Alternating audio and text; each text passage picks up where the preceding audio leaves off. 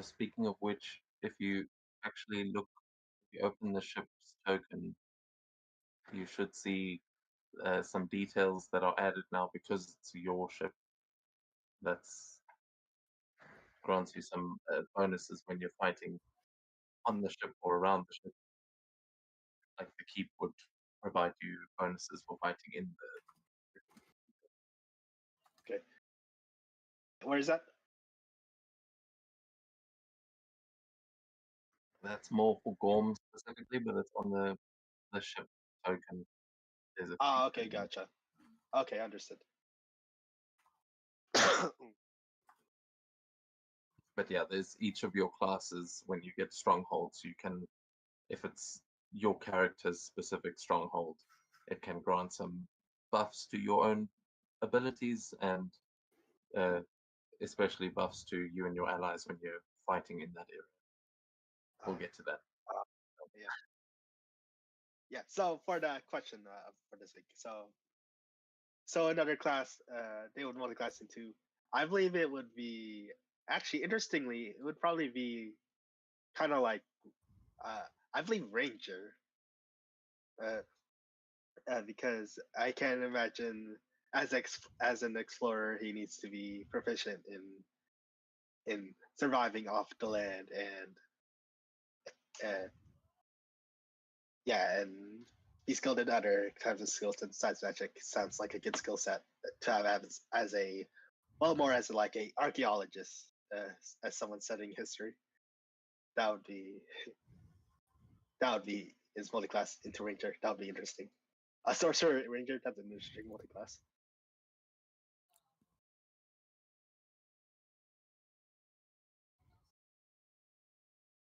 I take it the question is, if you could multi-class, which would your character? Yeah. Yeah. Rogue, because I love D6s. No, I'm kidding. Probably Ranger as well, because human would just appreciate a closer connection with nature. No.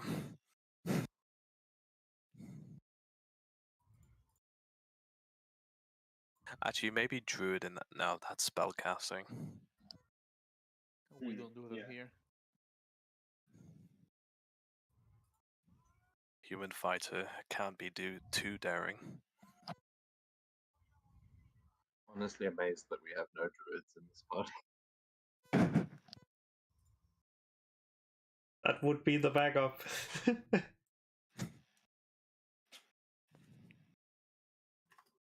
Good. You best come up with a backup because I have a backup. The problem is that it's only like the skeleton at the moment. Wait a second. I could always take the Pathfinder skeleton. And then you would cry. I wasn't sure if you only had the bare bones of a character sheet or if you meant you wanted to play a literal skeleton. No, because undead is No. it's the biggest fuck you.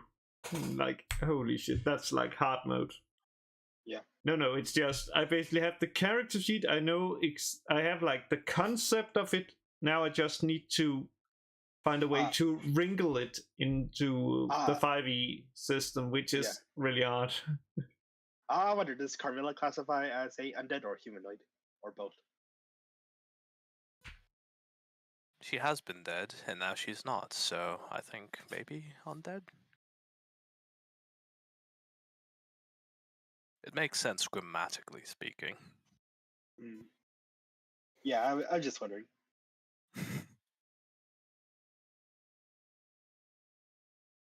Oh, we lost. Oh, that's good question. Yep. Sorry, my Discord, every now and then it seems to cut out and you guys can't hear me. But it's fine. I just have to switch it off and on again. I haven't spoken for a while, but do that. But I was just going to say, I'm not sure if Dampiers do necessarily count as undead, but you do now, Carmilla. I think in the what's called in the UA they did count as undead, but because Wizards is like Persis, they pulled it back to just being humanoids. I think the Plasmoid is the first non-humanoid and non-fey. Well, you're officially undead now. Congrats.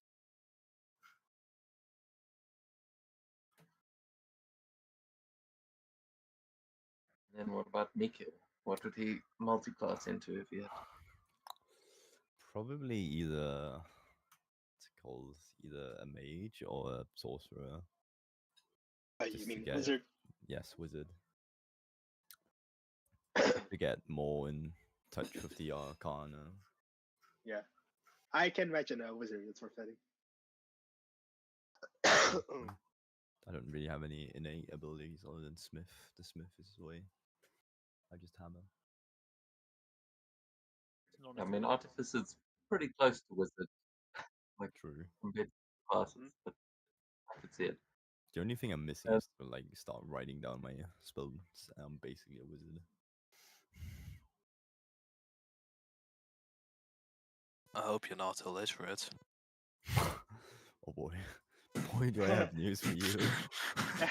Yeah, funny enough, I have an artificer character. Like, he's not illiterate, but he's a lazy reader. Basically, he learns through watching people, watching their example, learning from example, rather than like reading books. He's like, too many words. I want to learn from people, from example, rather than reading books.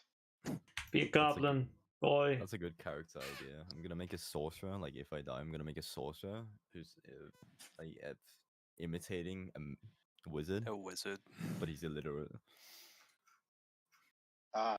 keeps a spell book, but it's just filled with doodles. Glad you like my character idea of him being a lazy reader, but learns better from watching people. Oh, not even a lazy reader, just illiterate. Bro does not okay. know how to read. Do not make him read shit. He will not. People will mistake your spell book for a legendary item. It'll be found in several centuries, and they'll open it. And it's What the just me fuck is drawing that? Is that a penises. chicken? Wizard whose spellbook is a like fairy tale pop-up book. Oh hell yeah! Oh yeah, but instead of what I think is that instead of pop-up, it's like illusionary magic for special illiterate people. And as Like in chapter 3 of Fairy Tales and Magic, Hansel and Gretel said, "Fuck you," and casted Fireball. Wouldn't surprise me in the latest rendition. It's pretty fucked up, especially the Red Riding Hood. That's a fairy tale I want to read. The real like grim dark.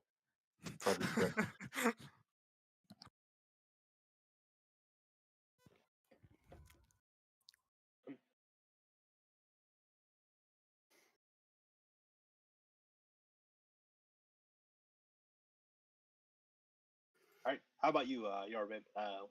For the character question, what would they multi-class into? Hey, you said Ranger. Ranger. Oh, okay.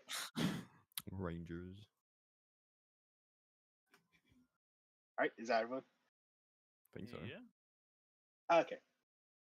Oh, yeah, DM, before we start, could you help me importing my character? Like, I tried doing it myself, but it's just like I lack permissions to create folders. That's strange. Yeah. I'm not sure why it's trying to create folders, but please don't. Oh. They cut out again. Yeah, sorry, I got muted again. Yeah, I will do that. It's because now it's actually importing your companions, I think. Oh, I see. It's wonderful.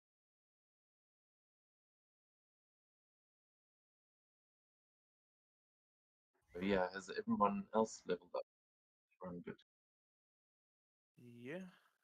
Yep. Yep. I think. Yep. Yep, level 7.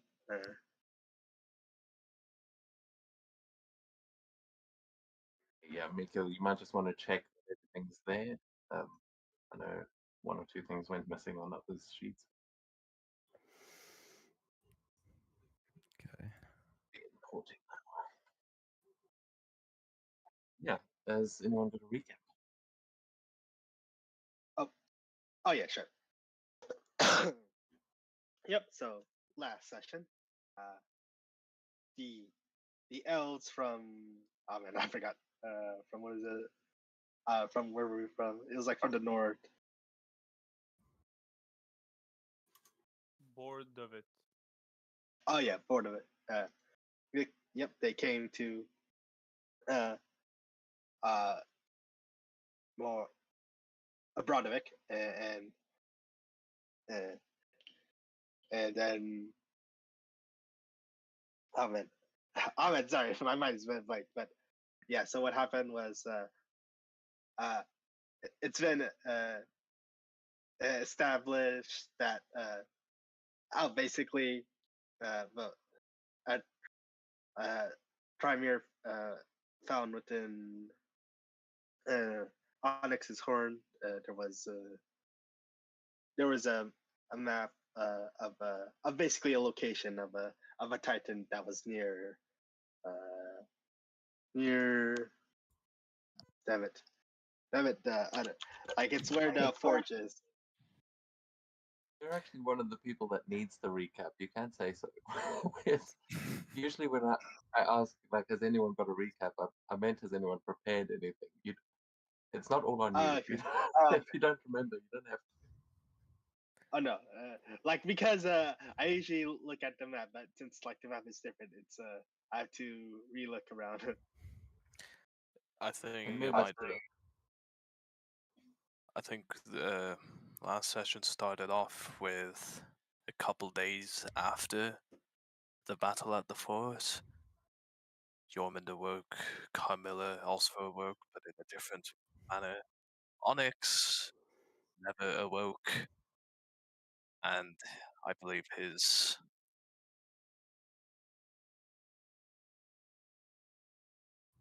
wife and a couple more elves from the north came and visited.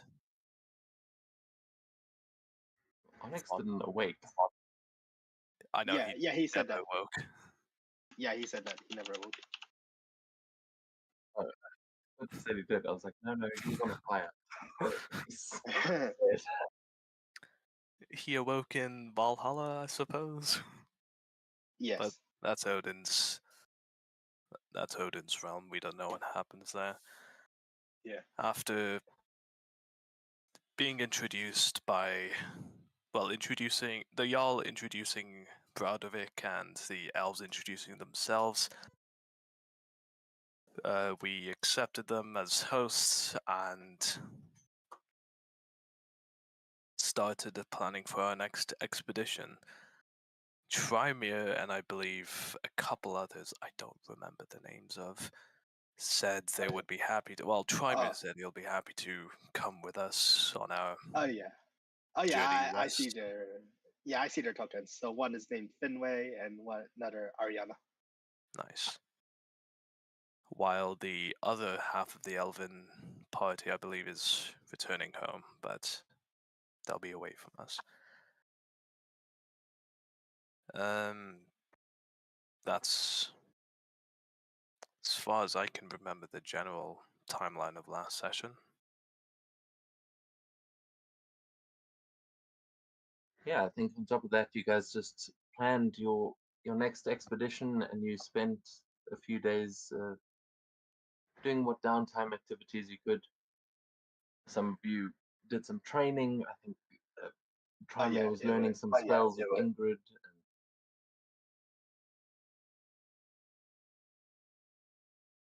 And yeah, you guys planned a trip to head all the way around to Flostervik and stop along the way at Brauda, maybe Skakatoka, as you would Oh be yeah. chilling for And Mars, begin an intrigue against the hags while you go on an expedition.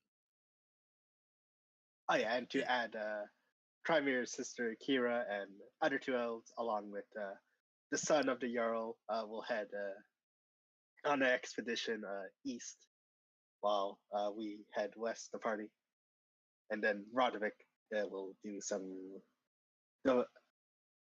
what's it called? Domain or you just said it. Yeah, what is it called? Domain action or is it Intrigue. Intrigue. oh, intrigue? Yes, intrigue. Against Yeah, so yeah, I think product that's is- where yeah. we hadn't taken any domain actions or anything just yet. Yeah, I meant I would go. yeah, I didn't mean like domain actions. I meant like what you said, intrigue against the Hags. Yeah, so you will be before you're leaving, you'll be issuing your first orders to go and do that. Mikil has you have managed to get the dwarves working on starting a new mine, and so the mines of Bradovik have essentially reached level 2 as you're starting to mine some gravitite ore, and that's probably where Mikil's been during all of this. Yeah, that makes sense. But yeah, when you're coming back, everyone's getting ready for an expedition. You've got 3 new elves on your crew, and yeah, everyone is meeting up now. It is early in the morning on the day that you will be leaving. It is the 11th, and I will point out I missed this, but the session where you guys took the fort and where Onyx and Carmilla died was New Year's Day. That was New Year's. Oh, Oh. neat. Oh, neat. Was that Congratulations. Your gift, death. like We've done a full year, like consecutively. In, I mean, I feel like that's a big deal. But with just based on Yeah. how Kiga went, where we got to like level 18 within like a month of in-game time, this feels appropriate. ah, okay.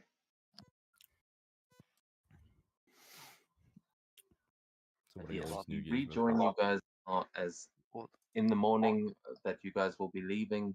The town is bustling. You can see that the elves and Magnus's crew, they are getting ready. It seems like they're debating whether or not they're going to go by land, because heading around the coast would be putting them into dragon territory. But they are busy getting ready to leave, and the rest of Bradovik is just getting by on their normal business, and some of them will be waiting for orders from you before you head out. We are going to jump right into intrigue, and you guys can tell me what you're doing to prepare, and if anyone is issuing those orders and using this first domain action.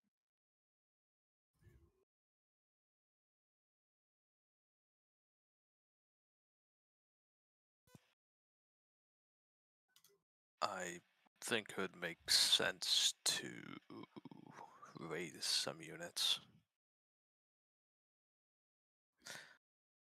Unless I'm getting the order mixed up already.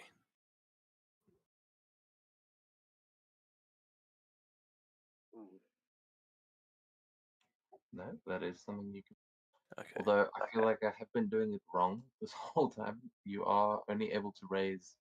You don't raise all your units at once. Especially because Bradovik's pretty broke right now. Yeah. But I will. Is that what you're going to be? Tell them to start getting the troops ready with this first week. Yeah. It'll be good to not get caught with our pants down.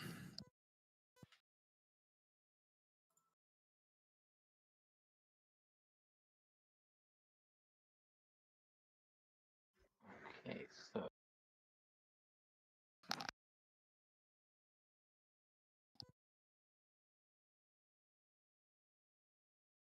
cool. Yeah, we can. Let's just make a mark that you have. I will make a note. Then I will get into the actual mechanics, because I keep forgetting how it works properly. But I will do that outside of the game, and as you guys set sail, they will be starting to gather what units they can for a fight against the hags.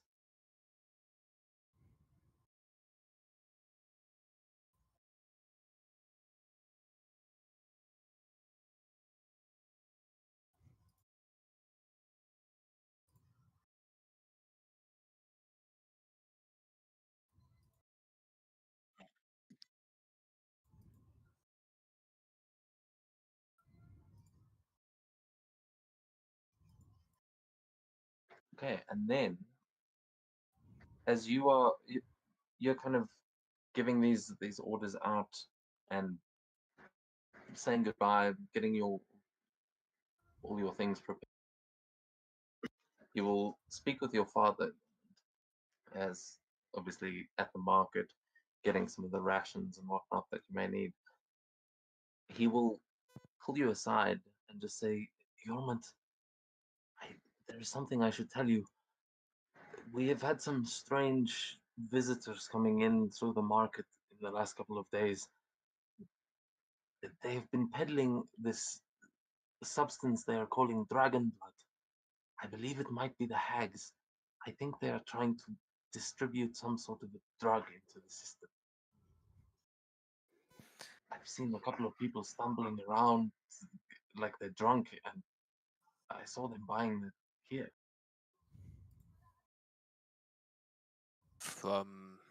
From who? There have been a couple of people. There was some pretty inconspicuous looking, I didn't think they were anything strange, but definitely were selling some weird shit.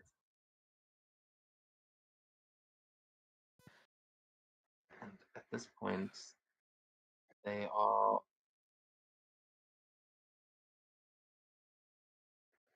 this is going to be the Hags of Elder Twist making an espionage check against your communications. Hmm.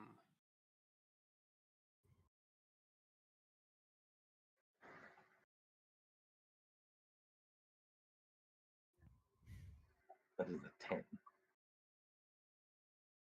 Does So that beat your Our your communication is 12. communications? Okay, so with this, uh, your father will say, well, most of them look pretty normal. We let them go, but when I started to notice, we caught a couple of the bastards sitting over there. I thought maybe you'd want to do something with them. And you'd see three figures in like hooded cloaks that have got their hands bound and are just sitting next to a pile of crates. They've clearly been like arrested as though they were thieves, but it seems like they've been selling drugs in the market.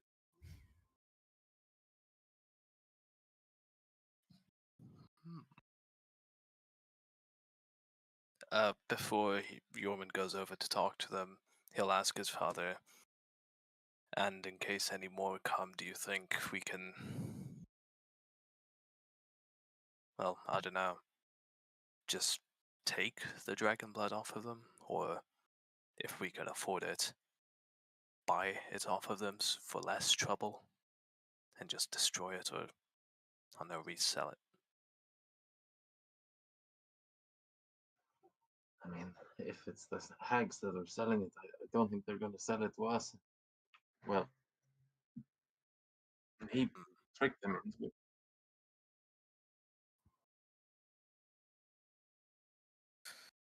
Alright, well, thank you. Just, I suppose, keep sharp. Arrest all those that come here and try and sell them here.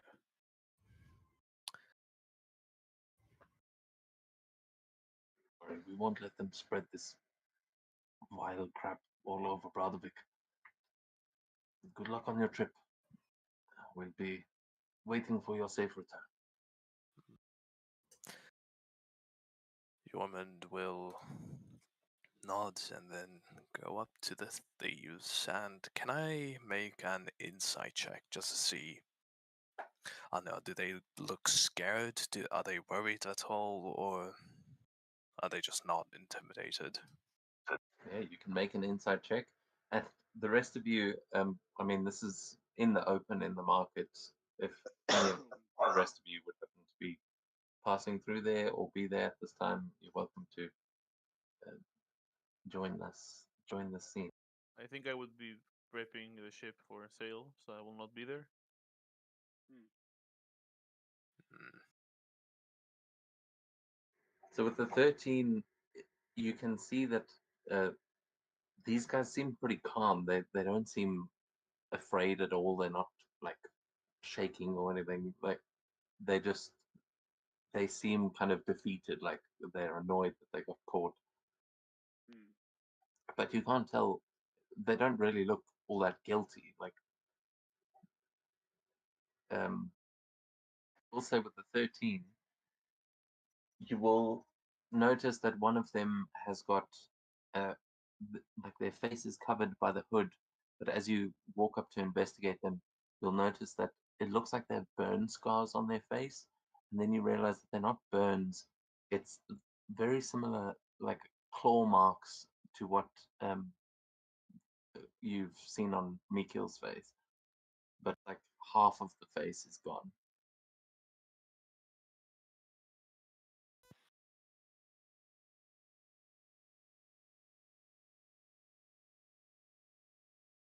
Yeoman will say to that one, or is it all of them? It's just the one.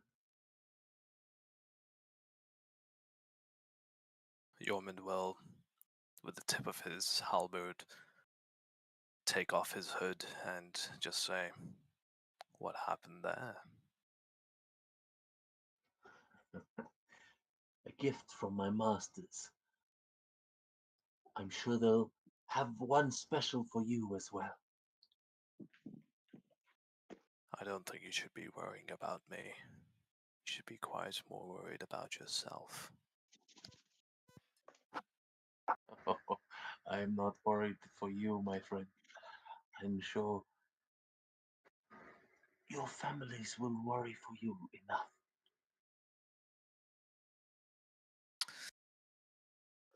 Shepard at this point is going to fucking appear over his shoulder. Actually, I suppose a stealth check first. Yeah, stealth or intimidation, and I'll say with advantage. Intimidation is what I was going for. He'll just show up over his shoulder and start Ooh. snarling. Too close Yeah, for him you, to properly see, but I have a feeling he knows who this wolf is. yeah, you see this like cocky smile on his face just immediately fade as he kind of looks just to his shoulder and sort of leans back against the crates a little bit. And he says, "Keep that beast away from me." Why should I? As far as I can tell, I should just let him have you here and now. The ball's in your court. And Yeoman will just stand there as Shepard just snarls and sniffs and starts getting a bit more, not hands-on, but hands-on with his teeth.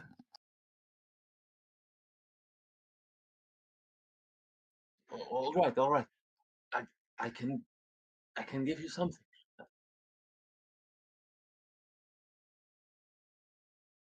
Yeoman just keeps looking. But let's just say you're not the only one with giant beasts at your command. The hags have made deals with the beastmasters, bandits that have been collecting exotic beasts from across Mordia, and that they are building an army. They will lead all manner of strange and dangerous beasts to your doorstep. Not even that wolf will stand a chance. Maybe. But neither will you. What were you doing here? I was just sharing the glory of the masters have bestowed upon us. Perhaps some of your followers are not as loyal as they claim.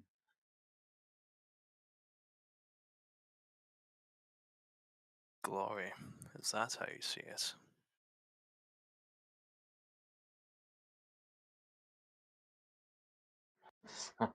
Glory for me. You should try it. I think you would enjoy it as well.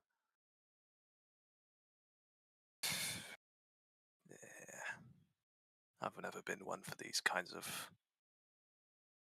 influences. I've never had to. I've always been satiated by, well, and he'll just admire the halberd in his hands. Blood. Normal blood. Blood like yours. There's nothing that compares. The thrill of seeing it run. One day, I hope to see a lake of nothing but blood. Maybe I'll make it out of you and your masters.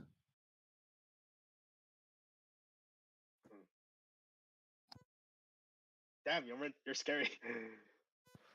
One of the prisoners just scrambles to their feet and tries to run down the road. So you want me to just whistle and Shepard will bolt off and I'll enjoy him. Shepard just tackles them to the ground as they writhe away screaming, and Shepard just drags them off into the bushes. Damn, brutal. Looks like we're A couple making of people at the this marketplace. You see a couple of other troops around the marketplace just cheering. Like, no one seems to give two shits about these guys at all. Yeah. But I can assume his buddies are are shitting themselves. Yeah, they are not moving a muscle after that. Well, I'm afraid soon I'll be out of here and maybe, well, at least for now, you'll get to live a bit longer. And my wolf will be away, so his mercy won't be yours for the taking if you run. They'll instead come to the rest of Broderick, and, well, don't be fooled. My wolf is perhaps the most polite among us. So I really, really wouldn't recommend trying to run after we leave. Shepard just walks up behind you slowly with his face just dripping with blood. He kind of stands to back you up as you say. The prisoner just nods emphatically. Yeoman will just stare at the prisoners for a good minute, just looking each of them up and down. I'll see you again. And he'll walk off. As you head off towards the ship, who does he find also making their way over? Wait. Oh wait, hold on. One more. I can imagine Trimer is kind of overhearing this conversation from a distance. I wonder, can Trimer make hearing about this dragon blood? Can Trimer make a history check on?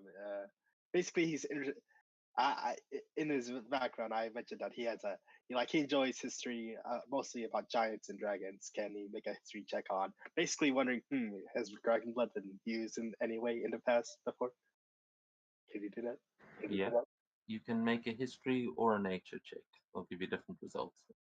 Okay, I'll do history. Ooh, that's a dirty 20. Okay, you would know that dragon's blood is a very valuable resource. Like, it's not only worth a lot of money, but is definitely a powerful magical component. Most wizards would be very happy to get their hands on a vial of dragon's blood. Okay. But the dragon's blood that this guy is talking about with a 20, is more of a colloquial term for a substance that it is famously used in the South. It is something that is enchanted to give the user a sort of euphoric effect, and to make them stronger. That there are many people that drink dragon's blood to increase their power and increase their strength, but it has terrible, terrible side effects. You've like it's a bad idea. You've kind of Okay. always known, like, yeah, taking dragon's blood like that is like taking meth. There's just not even once. Okay.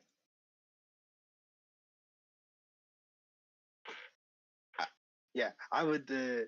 Yeah, I think for Trimer, since Jorvin's father is the one who mentioned about it, is correct? Yep.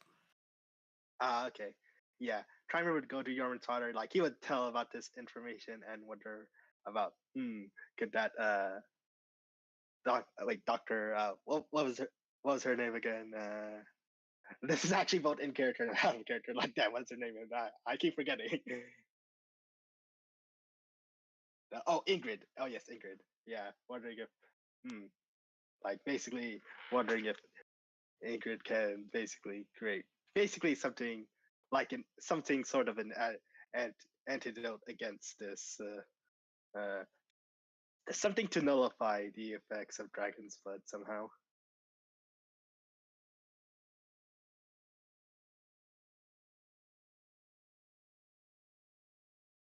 Like he kind of shares this thought.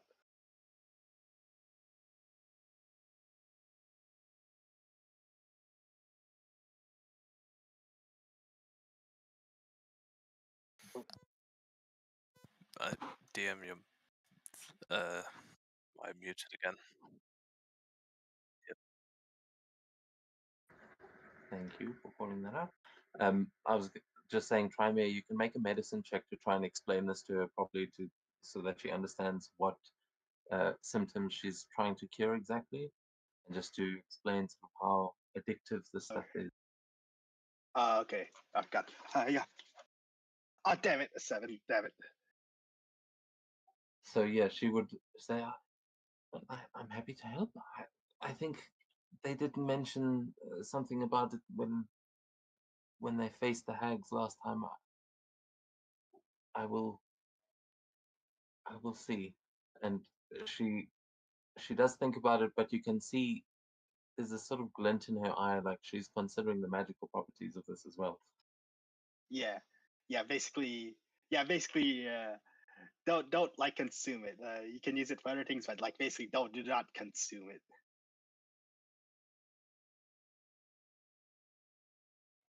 Yeah, so she will try and find a sort of way to bring someone off of the drug, but yeah, she doesn't really understand the properties until she manages to actually get a vial of dragon's blood. It's going to be hard for her to do that research, but Yeah, yeah, yeah. That's what I probably mean. That's why I was like kind of like mentioning to Jorvin's father, like if they confiscate some drugs, would try to give it to uh, uh, Ingrid to see if she can come like basically for Trimer's own concerns, create some kind of antidote to nullify its effects, like it or its addictive effects somehow.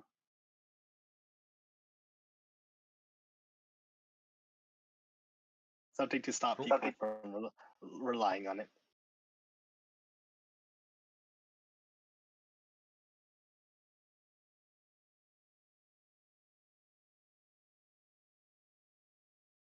I'm just gonna post the description of this item. Okay.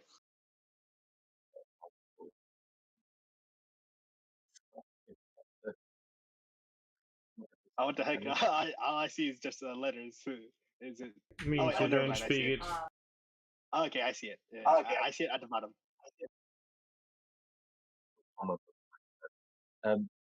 But yes, you guys have now. It is a few hours. Yeah, it's about 7:30 in the morning, and Gorm has prepared the ship. It's like we're ready to travel. As you speak with them, you get all of this sorted out, and you can trust your troops to start amassing here and preparing for a battle with the hags, as you'll be able to send ravens back and forth and issue commands. But you can see the giant is already on the back of the ship, is very eager to set sail. So, how are the rest of you coming to the ship?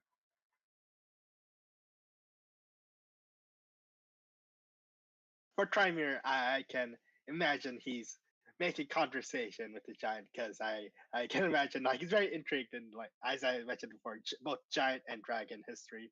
So he's asking him these questions of like kind of like where he's from, how long he's been here, yada yada. Gets all the same answers that Onyx got when he asked those questions. Oh, like Onyx really actually didn't really ask actually in character. I've just been getting information from what was talked over, that was mentioned. So okay, Onyx so definitely spoke the most. I feel like Hyorin's actually been pretty broken up about Onyx's death. But yeah, you guys are having a conversation as you see the other elves um, helping Gorm there with the rigging. Sort of, they seem like they are working as more than Trymir, like yeah, they are sort of rank or something, even though they aren't necessarily. But yeah, and oh yeah, so I think this is the opportunity to ask some inflated character question, or rather out of character questions.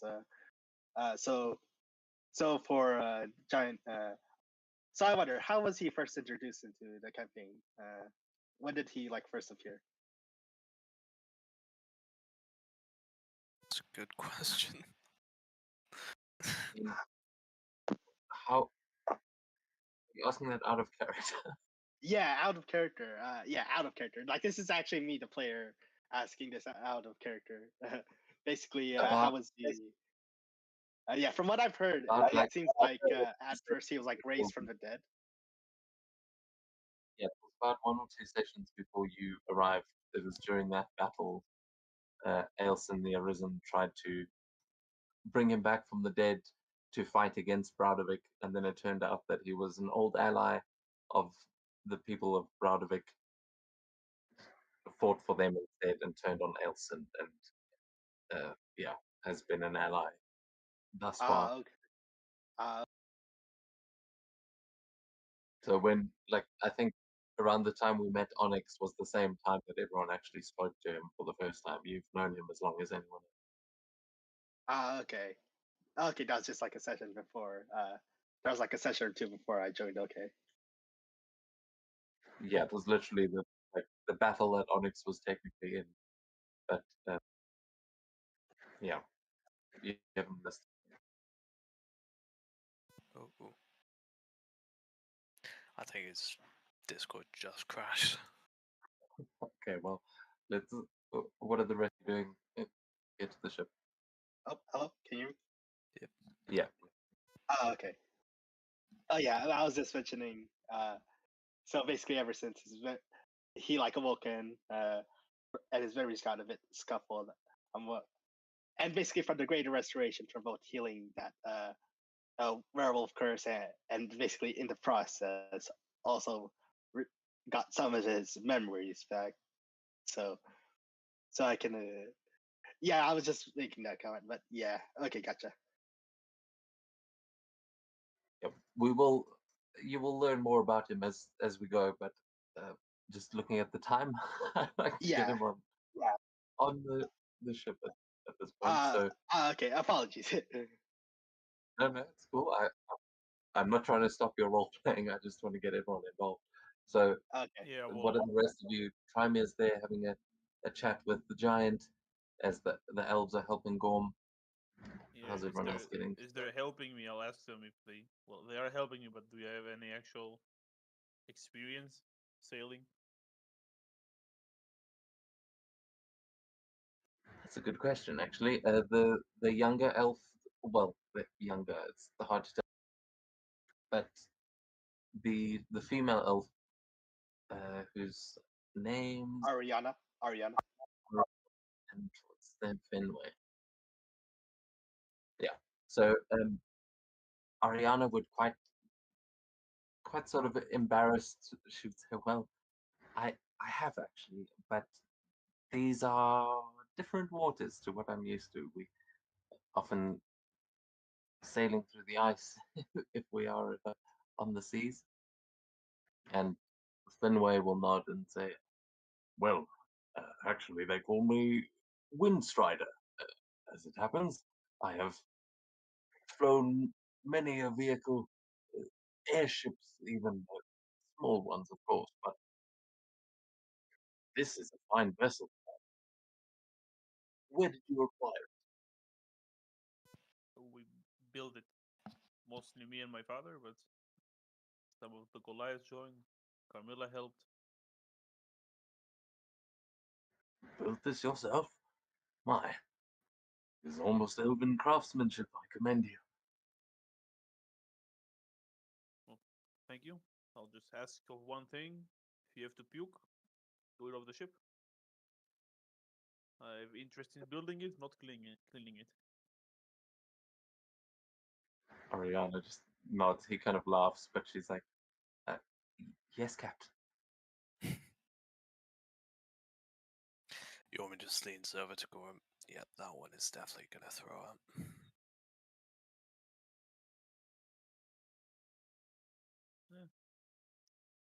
Should probably clean it then.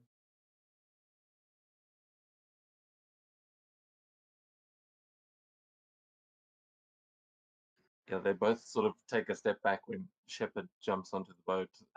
I think they're all kind of surprised, but not for long. They sort of are taken aback for a moment, and then you will see that they are actually quite comfortable. Which is just the initial shock. Oh, that's a big puppy you got there. Yep, he's been with us for a while, and he's not going anywhere soon. And he's just gonna pat Shepard on the back, like on his leg. Yeah, he's also aware of the fact that if he misbehaves, he'll be swimming after us. Shepard is well behaved. Okay. You know this. And I'm still saying it. Also, he can't swim. You've seen that before, just like his master.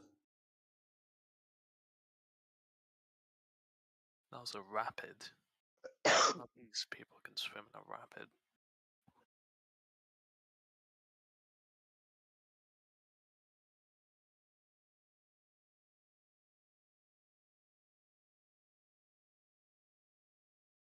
It sounds like everyone's there except for Mikil. I see you're muted. Are you? Where are you? Well, I suppose Mikkel's going to be coming back from a gravitite mining, like, I don't know what to call it. Venture. Yeah, venture.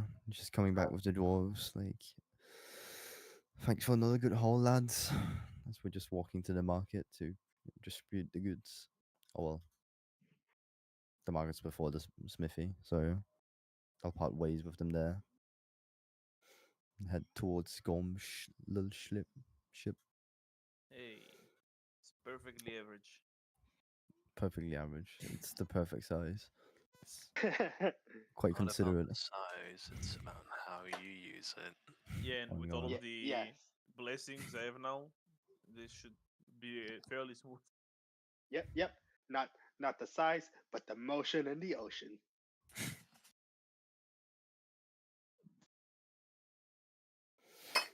Hell yeah.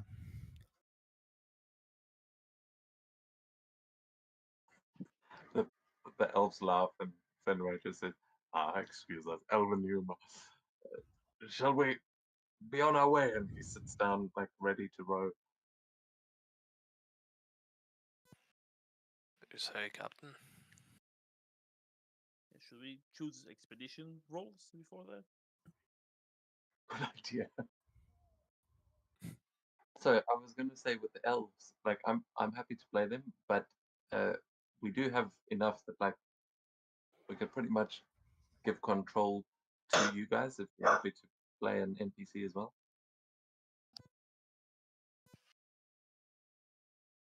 Okay. Yeah, I mean, you can think about it if you do want to take control of one of them. I mean, you've still got Larson has still got control of the giant as well. Okay. Yorman's got Shepherd.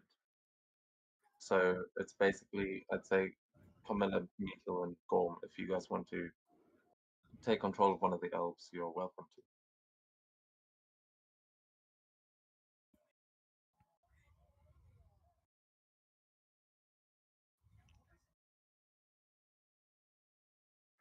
Don't have to decide now, but Yeah. just shout if you do. And yeah, with that, what roles would you like to take? I believe I'll take the navigator role.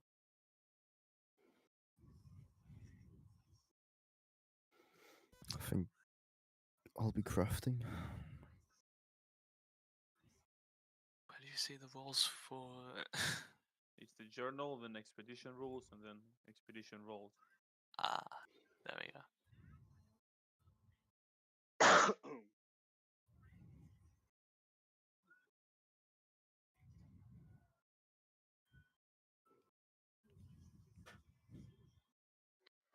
Okay, so we got Mikkel crafting. Lookout. Gorm. Sorry, what? Carmilla said lookout. Awesome. Look out. And then Wow, Yormund and I'll have to be a hunter then. Okay. What is it again? Expedition activities or downtime activities? Expedition rules. expedition. Oh, Yeah, you'll rolls. see Okay. expedition roles. Yeah. Oh, yeah, I see it. Okay, got it.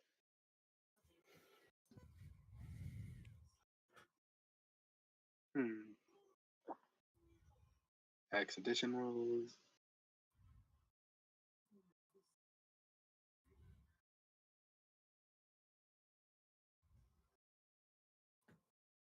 Yeah, there is still trainer, scout, entertainer, forager, Camper. and camper.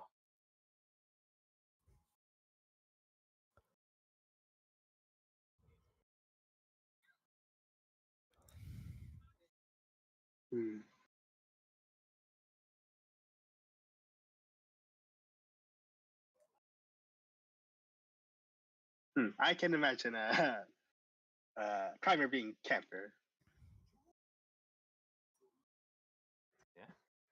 Cool. Preparing some defenses and, well, I don't know, defenses and niceties when you make camp. Keep Yep, everyone. basically making it a comfortable ride. Cool. Would someone mind posting that in the Discord so we can pin it again?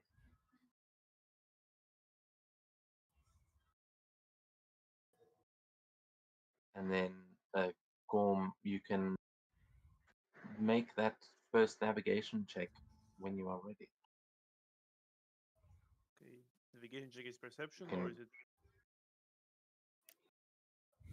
What was the check again?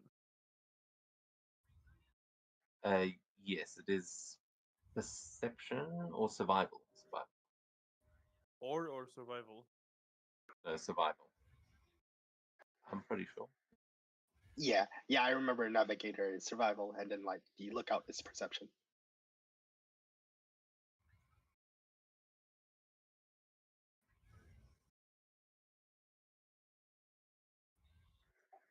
I think, yeah.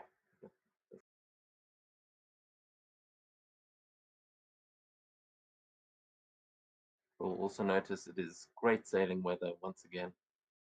It's always good weather now. With the Yes, Aegis but blessing. in character, I feel like Gorm would only just be noticing that, like, hey, every time I've gone out, the weather's been pretty good since the fight with Ailsa. Except for the part where we just went into fog and then crashed into some rocks. But that was yeah. magical fog.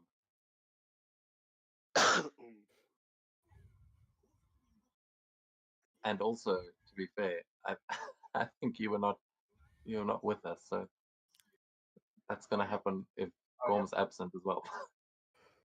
But Actually, uh, I think what I remember it happened at the very end, and then when we started the session without Gorm having this encounter with the sea serpent. yeah, also I only just put it on the sheet today, so Yeah, that is all retroactive. But what was that roll? 25. Holy shit! Okay, yeah, absolutely. As the rest of the elves will, Kira will come and wave you off and wish you luck as a couple of your parents and your friends from Bradwick come to see you off as the ship makes its way down the river and out to the river mouth and into the sea, where you begin your long journey, the longest that taken thus far. And into the ocean we go. So, for the rest of you, we can start making those other checks. And you can tell me what you're doing as you set sail. If anyone's doing anything in particular, tell me what this looks like.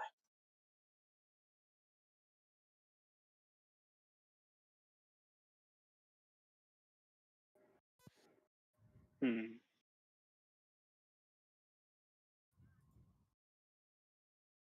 Normand. Yeah, he'd be fishing. Spear fishing. I mean, yeah, yeah. So More food is always good. I just meant like as you're launching into the sea, Oh, okay. not wasting any promises. Let's go. Yep. We're on the move. I'm fishing. Hell yeah. Yo, baby dory. So, the rest of you may need to be rowing, but Yeoman being at the back of the ship there, the giant is doing all the work on that side, kind of able to hide behind the shield. I mean, behind the sail and just do some spearfishing off to the side. Yeah, I can imagine the giant having 2 rows and just doing with both arms.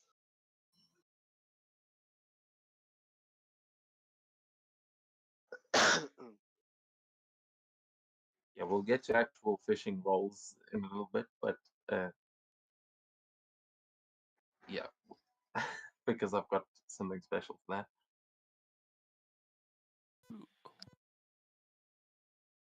But what about the rest of you? Is the lookout going to be looking out for anything, or are you guys just happy and comfortable in these opening waters?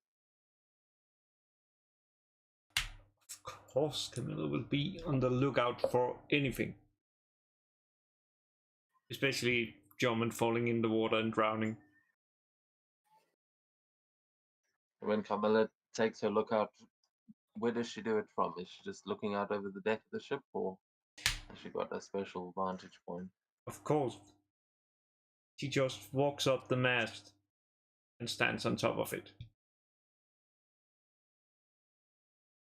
Very nice. You can give me that perception check.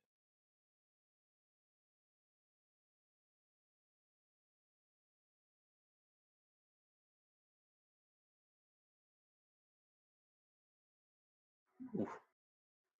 Anyone got an inspiration or a help action that they want to take here? As Camilla's standing at the top of the mast, just Wait a looking second. out. Maybe I can imagine Triver because he's not doing much, but he as a fellow elf has his perceptive senses. Can he do that? The help action. Yeah, but how are you helping them? Okay. I can imagine Carmelo looks one way and then Triver is just looking at like another way, basically having 2 sets of eyes looking at opposite directions. Okay, I'll say you can give the help action there, and you can make another roll, Carmela. Crap. That's distracting. I'm gonna use. Can I use my reaction to flash of genius him? Oh, Don't you yeah, have a that's potion or fun. something? You just get a +5, so that's like what, It's a 14? 9, so yeah, 14. Yeah. What 14? Uh, yeah, with that flash of genius, Mikkel, you point up into the clouds as you notice a slight shadow, and you're like, as Trymere and Carmilla are kind of giving the all clear, you just look up and like, what the hell is that thing? And Carmilla, when you look up, you see the shadow as well, and it is something very big that seems to be in the clouds above you. Just there's not that much cloud cover, but you can see that every now and then it's like this giant shadow moving across the top of the clouds, and you're just seeing it from underneath. Ooh. Uh-oh. The sea serpent. Yes, it's a flying sea serpent.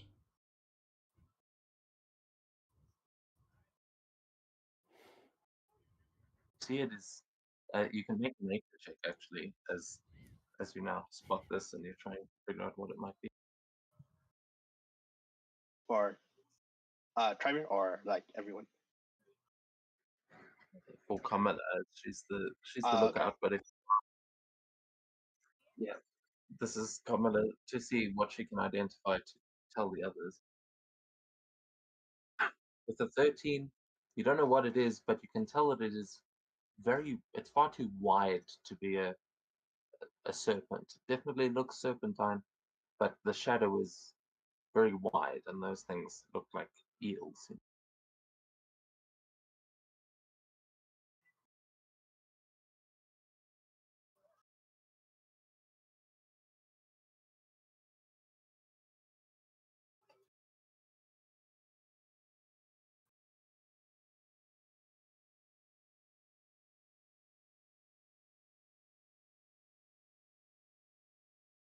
So what is Carmilla telling the rest of the crew?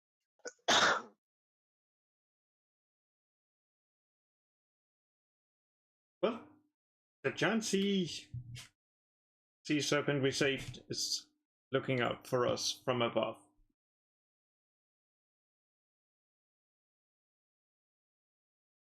The what?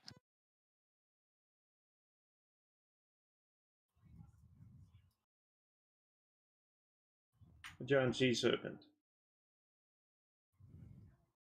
Yorman looks up.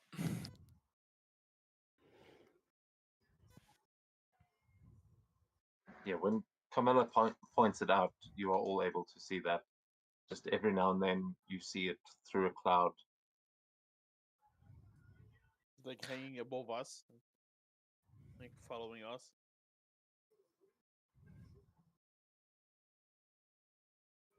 Could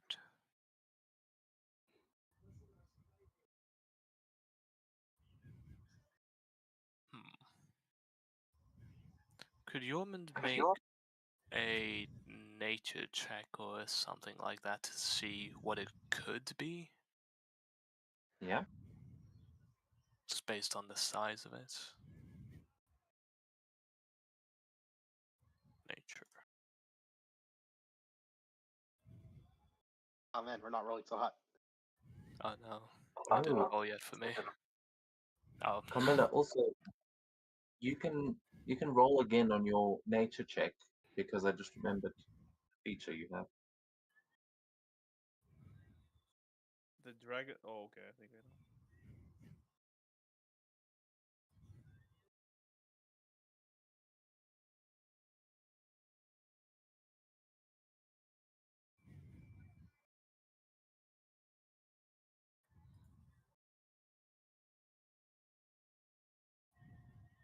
Carmilla.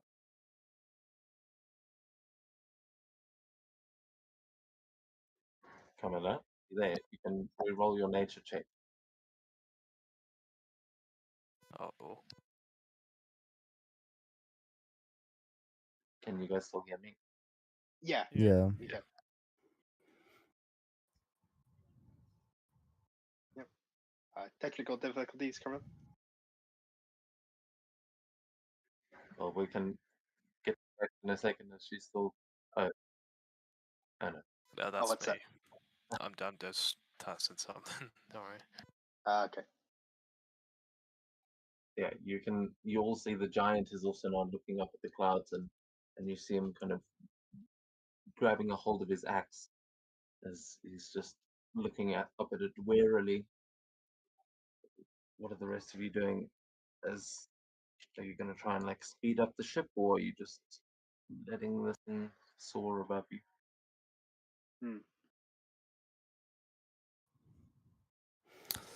I don't really like the idea of a serpentine creature flying above us, so Mikkel's gonna increase his pace a bit.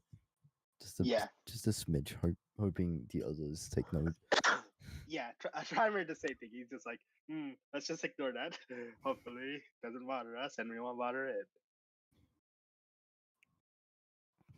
Hopefully.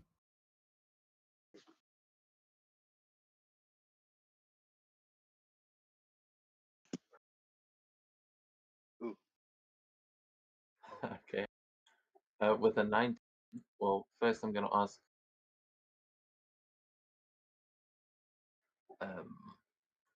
Mikkel and Trymere. I'm gonna ask you both for an athletics check. You'll see it there in the side. Oh, okay. -1. Oh no, Not 9. Yeah, we're just squishy noodle arm spellcasters. Yeah, you guys. I mean, I don't know. I think Mika might take offense to that, but as you guys you start rowing like as fast as you possibly can, you notice that shadow is gaining on you. Like you are not making any ground against this thing. And Camilla, at this point, you realize you sense what that is, and that is unmistakably a dragon. As you now see a flash of green through the clouds, and this massive creature just seems to be keeping up with you and even overtaking you slightly. It is directly above. Oh, not a serpent. Much worse, a green dragon.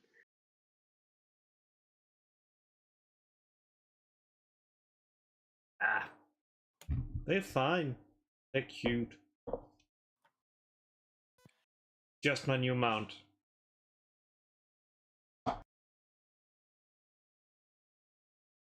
Good luck trying to mount that one.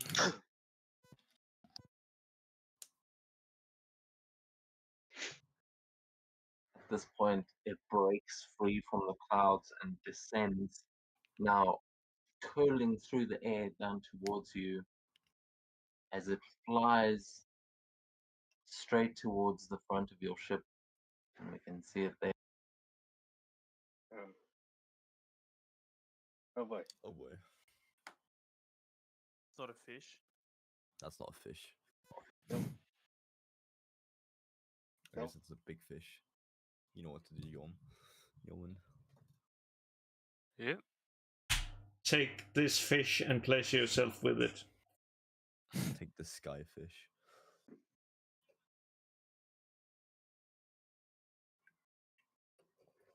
You will see this dragon sort of swirl around, just around the mast, and then come down in front of the sails and just flap its wings as it kind of blows the sails in the opposite direction and slows you down somewhat as it now is just flapping its wings and standing just sort of hovering mid-air in front of you as you see it look down, and you recognize this as the same dragon that you met in the Whispering Glade. This is Verduloth, the Verdant Schemer.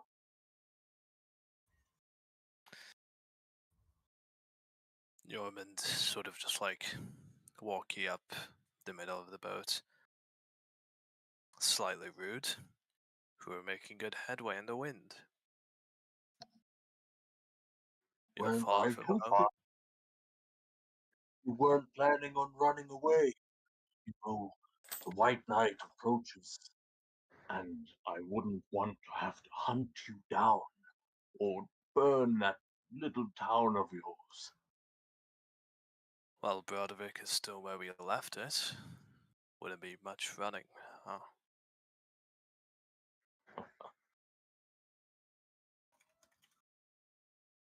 And you will see he's like about to respond, and then he looks at the giant on the back of the ship as Hiorin just shouts, and he says, "You've grown, Verdaloth." And you see the dragon just kind of look shocked as it like raises its head back and doesn't say anything, as you see the giant is like starting to try and get to his feet, but he's rocking the whole boat. Yeah, Yorman will interject. There's still some time until the White Knight, and, well, without any delay, we should make it there before then, so if you don't mind. And Yorman will just reach out a hand over just to the right side of the ship, just telling him to fuck off.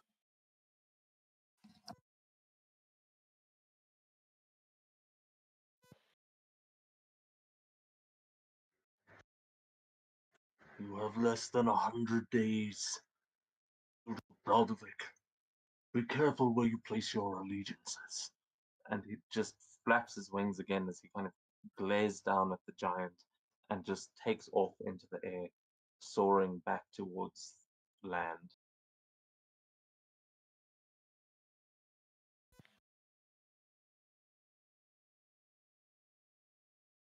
Ooh. Oh boy. Yorman will say to her, and yeah, he'll get you a chance soon enough. Yeah, Trimer not knowing what's going on. It's like, the hell was that? Can you explain what's going on? Oh, yeah, that was a dragon. But what was that about? About White Knight and less than 90 days? What was that about? Well, the dragon wants us to show up at his amphitheater before the next White Knight, which I believe we will. We won't do as he says, but we'll be there. Oh. I wonder, can Trimer make a nature check to see like how old is that dragon? Basically wondering if it's an adult or ancient dragon. Can I make a nature check? You can make a nature check, and I'll say you've got advantage because of Camilla's ability to, Okay. because she Ah, succeeded damn it, on bad that rolls. previous. 9. Yeah, you can't tell, but that was a big ass dragon. That could have been an ancient dragon for all you know. Okay. Yeah, I'm just gonna Trimer's gonna assume the worst and think ancient. Yeah. It's got an ancient history.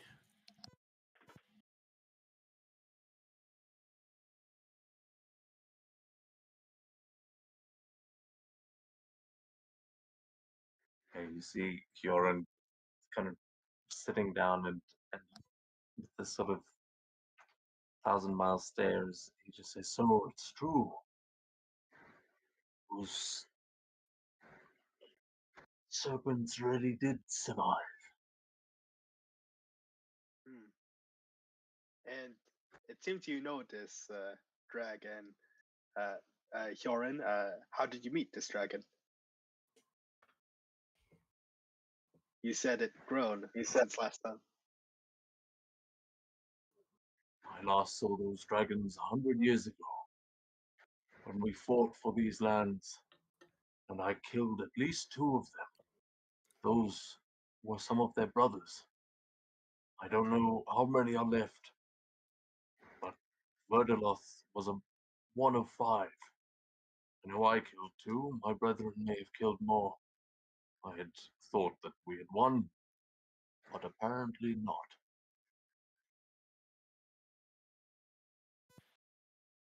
We will. Well, it's just also ask you guys to forgive me. I know I forget every character's voice. I change accents all the All good.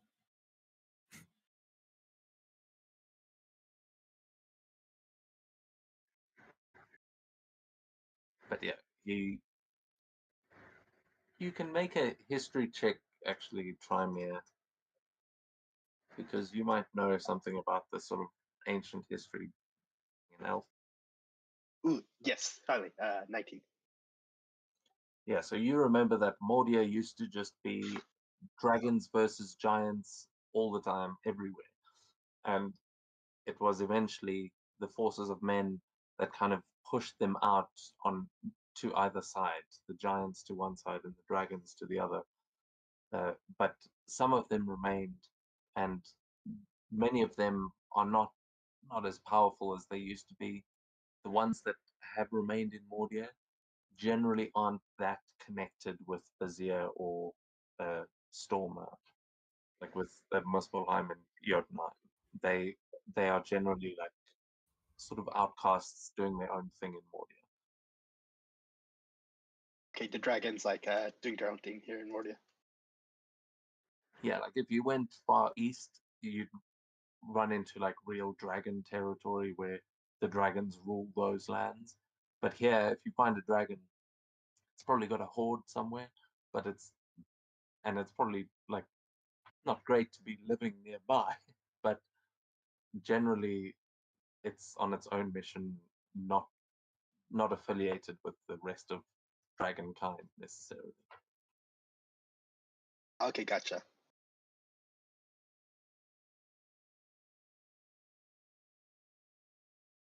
Yeah, but that one was fighting at least 100 years ago, so it was definitely part of the big battles once. But now, apparently, this survivor has been working with the hags in Broderick. Although I suppose you wouldn't know much about the hags just yet. Yeah, all I know is that they're doing something with the blood, and that can't be good. Like that kind of component in the hands of hags, who that spells disaster to Trymere.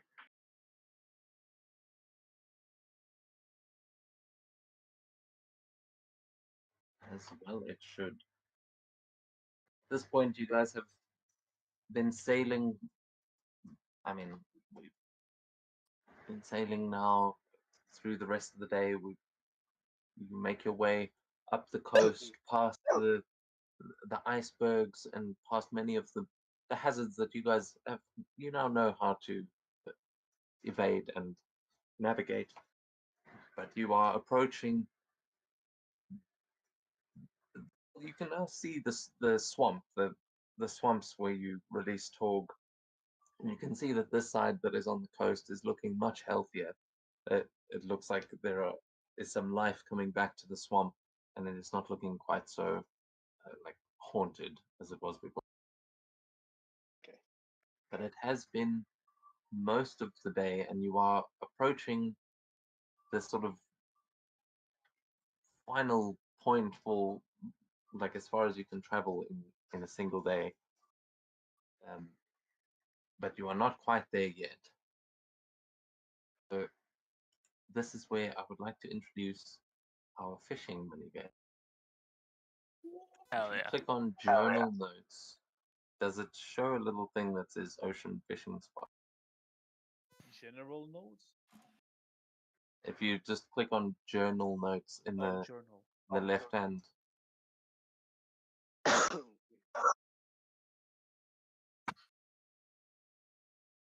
Ocean like the fishing little sport, anchor point. yeah. So if you click on the ocean fishing spot, Wait, double sorry. click on the ocean fishing spot. In journal? It's on the left side, not the right. On the left side there is like a yellow symbol. Ah, If you press journal notes, then you should see a few more signs popping up on the map. oh, I see. Yeah, it doesn't show. Doesn't let me. It doesn't show anything when I double click the fishing spot. Oh wait, so Really? is it in the journal or No, left side of the screen. left side of the screen? You see journal. Okay, now it popped up. Oh, okay, I see it. Okay, Starfish. so yeah, I'll say everyone can fish if they want. Yeoman, you can fish twice because you were actually spearfishing, but yeah, I think it's spacebar to fish if you've ever played Stardew Valley. It's an You should actual. know Oh, it's an off the actual. And if you catch a fish, it'll actually roll on the harvest table. How does it work? I'm a I genius. see. Well, I see a button that says start fishing. Do I click on that? You start fishing and you put a little mini game. I found an Oh, uncommon it's like an inferior version of Stellar Blades. Yeah, it's pretty. Look, it's it's not great, but I think it's pretty cool. We can do this whenever you are out on the ship and you want to go fishing. You now have a little mini game that you can play, and as you'll see, you've already found. Yes. Yeah, I have no idea how it works. Do I press start fishing? Basically, you basically just let's see. You put the thing to the the opposite of what the fish swims, and then you keep it in the blue field. That's how it works. Don't How do tap the how do R2 down. how do I move the green thing or what? Space. You hold space or tap space. Yeah, it's a little bit slow on the response, but once you get the feel for it, you'll have control. Yeah. Oh wait, so we press spacebar because okay. So right now I'm at the fishing tab. So the Press ocean start fishing. Just be careful because it might go on a different window. I clicked it a couple times and it popped up a lot. Where it's catching a lot of fish at once. Cool. Yeah, I've just put it down to one window and it's working now. God, this is finicky. To be fair, I also haven't tried it with other people on the server. I don't know how the lag is affecting.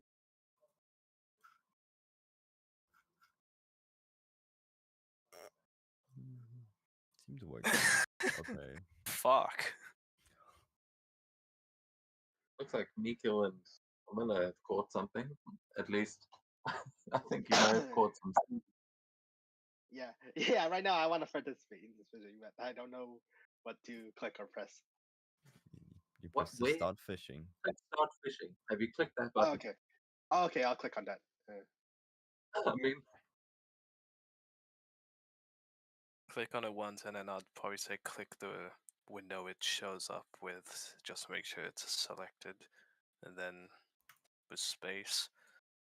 God, it keeps dropping so fast, and I should keep it in the green. Like, what's the Yeah. objective here? yeah. You keep it in the green.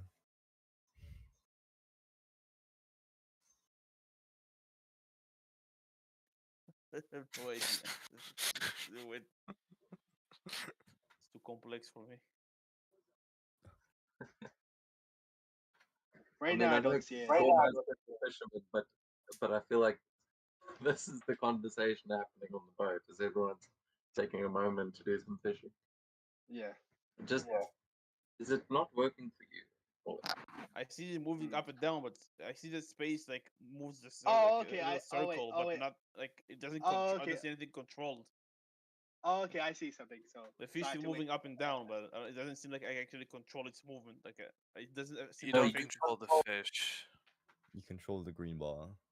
the green bar is not moving. Okay. Right now By I do holding see the space? bar. Okay, so The one on the right. The one on the left and the one on the right it's on a timer. You should just keep it on the fish and it should go up. Yeah, then it's not the moving. The one on the left is at all. It's staying up at the top and not moving anywhere. Try just moving the window and see if there's another one. yeah. There isn't. Right now for Okay, me I there is. see I see the fish moving. I see a meter, and I press spacebar when it's like in the green. No, like hang on. You try and keep the fish in the green by holding and letting go of spacebar. It's just dropping so fast. Yeah. Okay, because I see it like kind of like moving on my own, and I'm not pressing anything. Yeah, the fish moves, You but like the control green the bar. green bar. You Yeah, control. it opened up another window for me. That's why it didn't work. That's why I was Fair. confused. Yeah, it's dropping extremely fast. Damn, this is tough. Man, you got some crazy fish though. You all have not played Stardew Valley. I haven't. No, I've No, played I it have not. like I played 3 hours of it and I spent all of it fishing. So this is embarrassing. Yeah.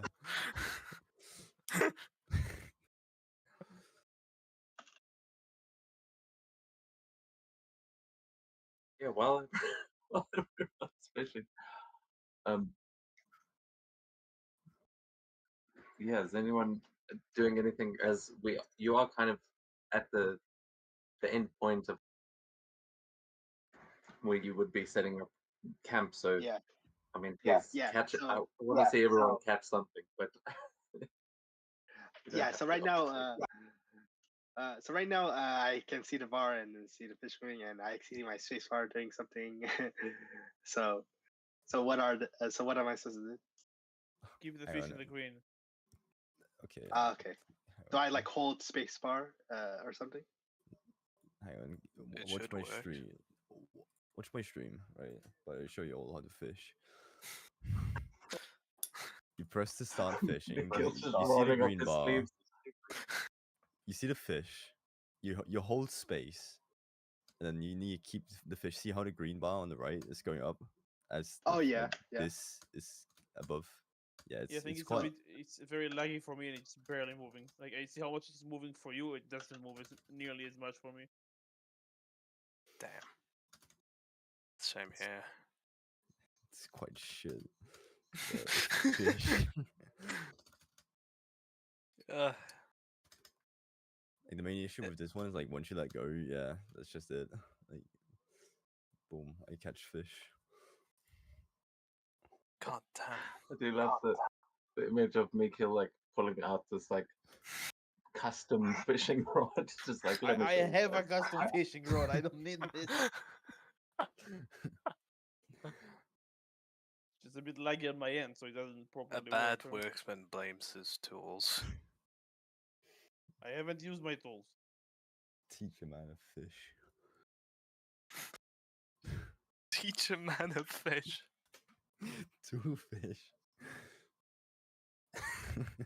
right now with the pace I'm going, it's gonna take a while because when I let Oh, go, fuck. the green bar just suddenly moves down. Yeah, it's supposed to do that. If you stop holding space, it's just gonna plummet. Like, I'm sorry, but like that's just how finicky it is. So that you're just gonna have to keep, going up, letting go, going up. I'm gonna try. Uh-oh. Oh boy. Well, I was going to try just starting the window again because I feel like it was bugged, but now I'm just running into the issue of the fishing pop-up isn't popping up again. Yeah, I think the DM popped it out for us. That's why.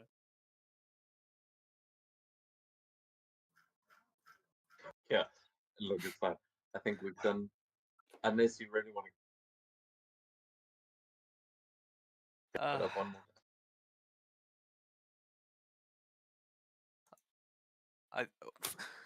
Fuck! Sorry. No, I just.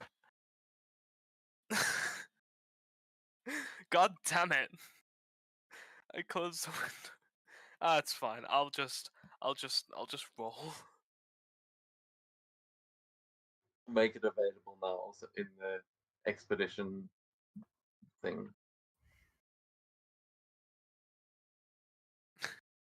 Man, for me, I just rarely see it increasing. Like the green is in the fish, where the fish Okay, icon is. I'm pretty sure it's broken. No, we're fine. Yeah, Let me. yeah. I think it's meant to be finicky, but I mean, yeah, lag and things could be introducing unforeseen problems. Yeah, I mean, that was. I did not think that was going to be a complicated thing. Man, But if you have like 15 windows open, Okay, then there it we go. fucks. Only have one open. Okay, now it's working for me. Yeah, it's because I clicked it twice. That's why I closed everything out, but now it's working for me. There we go. Haha. Okay, there you go. Now I see the green bar. There, fish caught. Yeah. Oh, what the hell? Psych. brings Just up a a boost. driftwood. So much effort for nothing. Thinking like, oh, I'm gonna catch a big fucking tuna here. And you know what? Can I just try again? Or no, it's too late. You actually, as you bring up a piece of driftwood there, Trimere, the driftwood is going to climb up onto the boat as it it splits itself apart, and you see it climb onto the boat, and then just look up and wave at you with this happy little expression on its face, as you see that it looks like a tiny little version of Torg. Oh, Sea Turg. What the? He just got planked from 8 or 80. You got a straight up shark? What the fuck? Torg looks down and is missing a leg and goes, "Ah, shark!"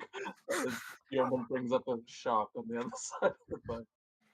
Yeah, Yorman like catches a tiny little like sardine and thinks, okay, I think I'm getting the hang of it, and then throws the reel back out, tussles with it for a half minute, and brings up a little like tiger shark. Yeah, okay, there's now a shark, a live shark, up on the side of the boat, thrashing against the side of the boat. What are you guys going to do? There's a tiny tree ant on one side and a tiger shark on the other. Probably beat down the shark. Beat it Just down. bite off his ear. Do just like Mike Tyson. You have a knife, just put it out. Just you don't have to beat it to death. It's a lot of knife. It's a lot of stabs. We're going seal clubbing. I guess the shark clubbing in this Yeah. case. I will say, Yeah, shark for- has 22 hit points. This one at least, and AC of 12. You can all make attack rolls if you want to try kill the shark. Yorman's 'Cause the keeping thing- it on the. Sorry, Yorman's keeping it on the reel to make sure it just doesn't get away. And for Trier, he's just he's gonna try to interact with this strange trio. I missed the shark. Oof. And, Oh my we killed God. him. Okay, the shark survived. Okay, Camilla also missed. I have It Shark was is like- intentionally. Yeah, but Correct. if Jorman was properly holding him, it would have hit. But no. There you go. 2 attacks. And 12 Mikhail hits. doesn't seem to be having a problem. Both of those hit from Mikhail. Oh, they did? Well, Hell yeah. Okay. That's looks like a big okay. ingot for 10. him. That's why it's easier. Okay, 19 damage. Another attack. And also, in real life, we're doing 2 attacks. So that will So close. hit. That hit.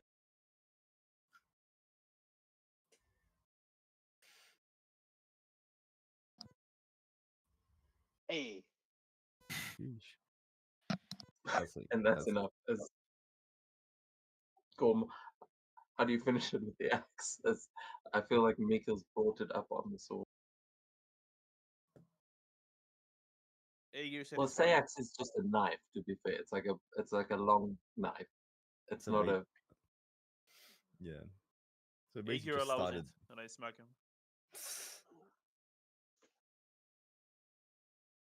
Oh yeah. We put the little tiger shark out of its misery. But it's a shark. Very little. Well, I mean, actually, how big are tiger sharks? Pretty fucking big. Oh shit. Oh. Okay.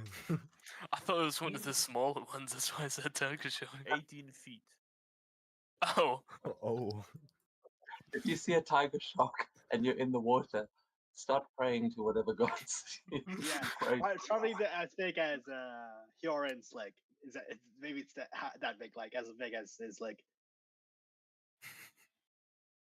Tiger shark will probably leave you alone. Like it's you're not prey to it.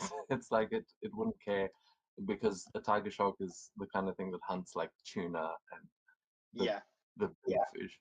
Will yeah, take basically down a things. mala. Yeah, things smaller than it. But if you get on its bad We're side, smaller than it. Yeah, no, if you're in the wrong place at the wrong time. The first time I ever went deep sea fishing, the first thing I ever hooked was a shark, and it was a black tip reef shark. I thought I was just like, oh Jesus, is this what all the fish are like? Because my rod bent into the water, and eventually we brought it up onto the side of the boat. The strength in that thing was insane, and it just slapped the skipper like on the arm with its tail, and it was like he had a motorbike accident or something. There was just this gash down his arm, and oh my that god. day I was just like, okay, yeah, don't fuck with the shark. There's Pet the no shark. creature can strong. So were you able to like hoist it aboard, or is it release it back in the water? The I shark. don't know. No, we killed Oh, his we ass. cut It's it with- dead. Oh no, I'm talking about the DM's experience, real life.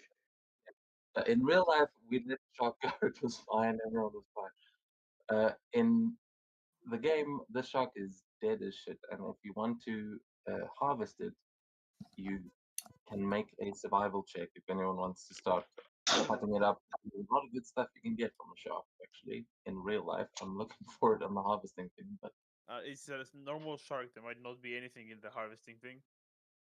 If you're looking for specific things. yeah, there's no shark. Yep. I'll make the Yep. check. Go for it. Yeoman will give a hand since it's his fish. Yeah. Verb. So it's Yeah, Ager's fish. It's a team job to cut up a shark. This is a To small hold one, it but in a it's position. still pretty sizable. And I roll. Ooh. Crit. Nice. Yep. Okay, I very can nice. imagine. I can imagine since you're proficient in cooking, you're experienced with all sorts of fish and how to properly harvest it.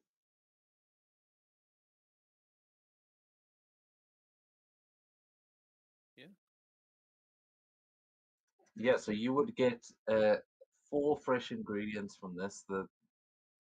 There's a lot of meat on a shark, and you would get a couple of sharp teeth that can be used to attach to a weapon or armor, or maybe whatever you want. There's shark teeth are fucking sharp, can be used for many tools, and uh, you will be able to turn the shark's liver into things like oil and that, which might be very useful for spell components, especially for things like grease. Also good good for keeping your lips. It's lip balm, basically. That's what they make. That's what they make lip eyes out of. Neat. Yep. Meanwhile, oh, sorry. Go ahead. Well, I was just going to say, now that we're on saltwater, we might be needing that more. Yep. Meanwhile, Trimir caught this. I guess this small treant. How big is this treant? Small, probably like 3 foot at the most. No, not even like 2 feet tall, and it's literally just a piece of like sentient driftwood. Oh, okay. I guess in a way, Trimir kind of saved it from. Yeah, I guess like it was just drifting, drifting along. Oh, I It have was an like, idea. I need some dirt. We keep him. I have an idea. I have use for him. Uh, Not in an evil way. Okay. We know Turg. You stay with us. It's fine. Okay. And there it is. Living vessel. I need a bunch more of him. Start changing planks for living planks. Yeah. So as you are here, I mean, you are quite close to the swamp here. Like you're now settling down for the night as you are. The sun is going down, and you are right at the sort of edge of the swamp. But it seems like that's where this little Torg came from, and he would turn around and shout out across the sea, just shout out, "I am Torg!" You would see three little lights flying towards you from the distance. Tiny, tiny, like little, they could be fireflies, but you can see them quite clearly coming towards you as the sun is going down. Turg won't hurt us. No, have no fear.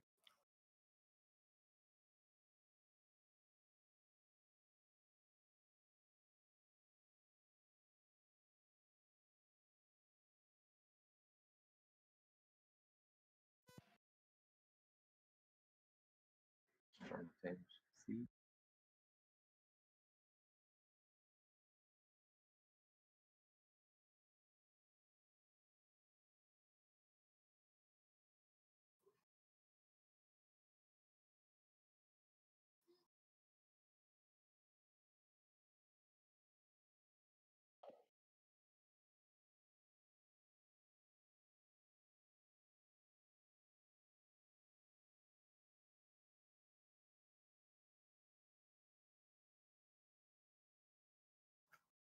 Sorry, guys. As I'll be right back.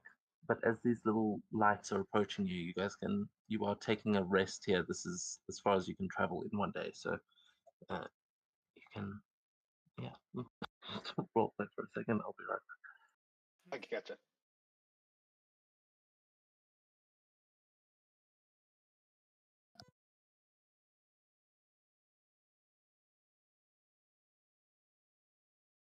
I'm gonna grab a beer.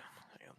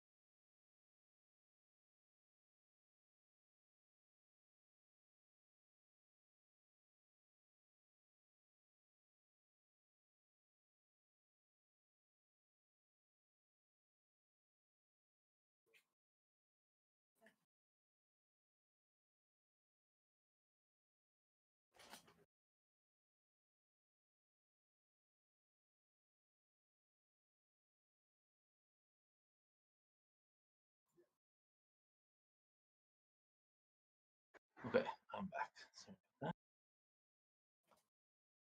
Welcome back. that. I think someone went to get a beer. Yeah, Yeoman. Are we taking it? I'll just said he's going to grab a beer real quick. Cool. Yeah, is everyone else still here? I'm here Yeah.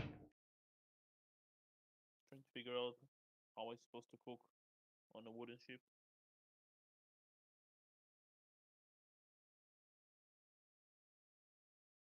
You may have some magical means of keeping a fire from spreading, but fires on the ship can very quickly become a very big problem. Yeah, and ironically, Trymere does have the cantrip create bonfire. Yeah, and Mikhail has something as well.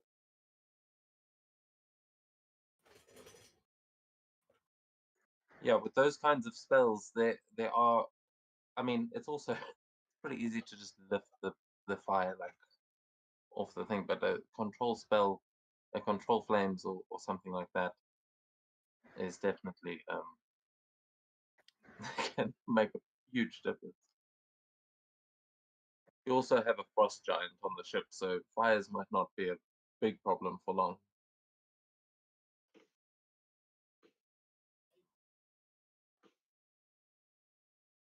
Yeah, I guess I'll cook a normal meal. Fortunately, we don't have anything else at the moment.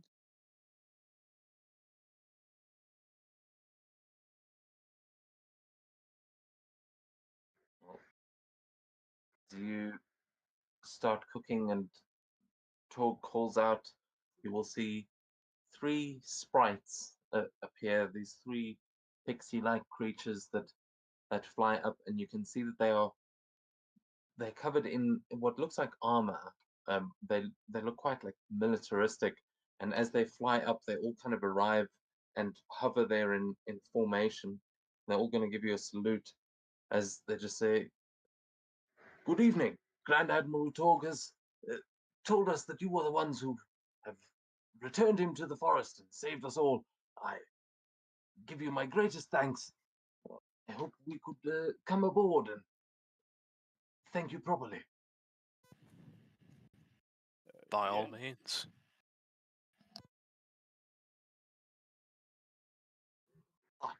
Are you the captain, sir?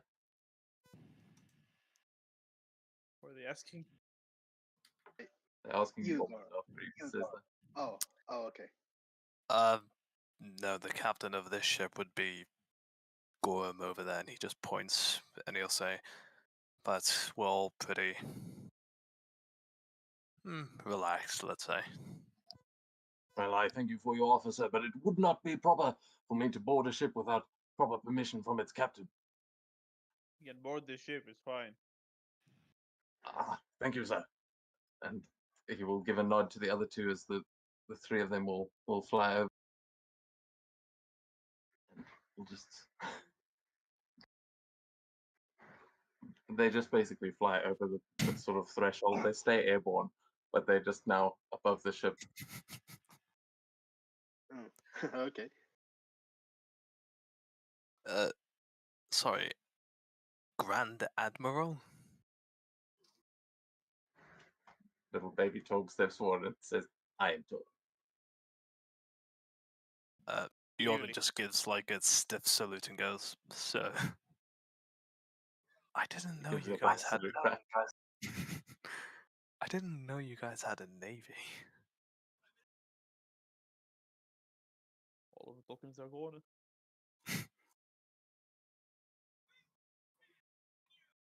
There's always Well, a Coast Guard.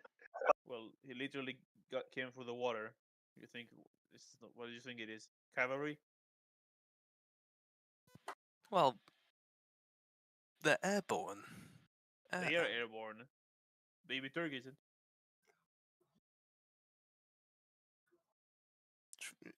Yeah, but you know, I just don't really see much of it.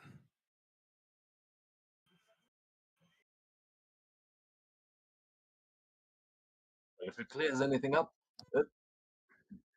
the Grand Admiral is actually located in the swamp currently, but now that he has taken control of most of the undergrowth, he has been able to reach out to most of the wood within his domain. In fact, he has been able to reclaim so much of it from the hags that we've been able to move back into the forest. And for this, we are eternally grateful. And he has told us that we have you to thank. We were hoping that if indeed it is true that you are leading a force against the hags, that perhaps we may assist you in battle, just as we did in the fight against Ailson the Arisen. By all means. Mm. We will take any help we can get, especially from ones that know the area. Trimer will kind of chime up and said, yes, currently it appears some hag scouts. We've captured some hag scouts that tried to infiltrate Brodovic. So it seems they are planning an attack someday soon. And right now, from the recent activities we've heard, is apparently they associate themselves with bandits who are capturing exotic creatures and using it to have an army of their own with these creatures they get from these bandits. Yes, quite the plague on the lands, these arcane beastmasters, they call themselves. I heard that actually a couple of them were eradicated from the mountains by some warriors from Browdovic. Wouldn't perhaps know the warriors that did this as well? It seems your town has been helping out quite a lot as of late. At the fort?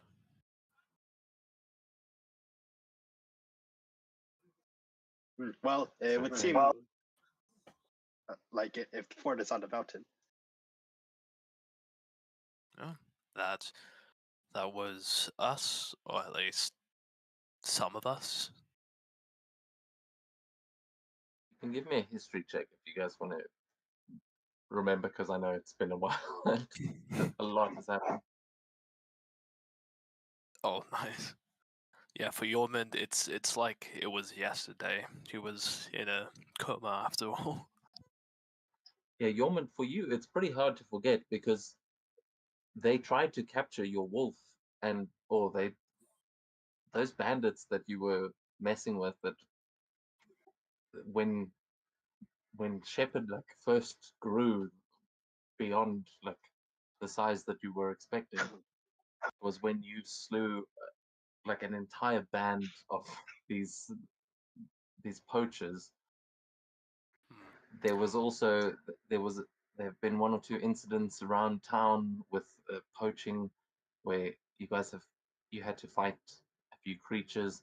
You know that there have been many reports, and you have dealt with a fair few poachers over the last year or so.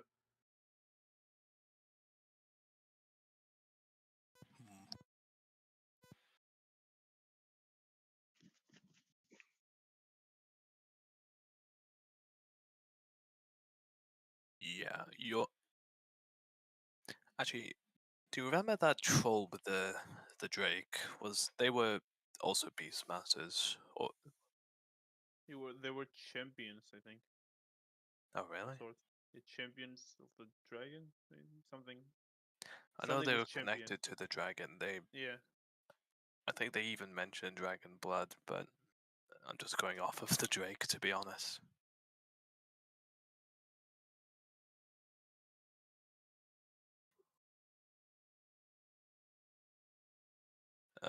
DM? Yeah. Just wondered if your Discord cut out again. No. I'm just letting you cook. I don't want to give you all the answers. I will say you're on the right track. You remember it correctly. Okay. Hmm. As far as we can tell, it is the Beastmasters, the Hags, and the Dragons. They're forming they have a sort of triad. I'm not sure what the relationship between the Beastmasters and them is, but the Beastmasters and Dragons, but the Hags and Dragons seem to be on a more equal level. As in, they were conducting deals with each other rather than serving one another.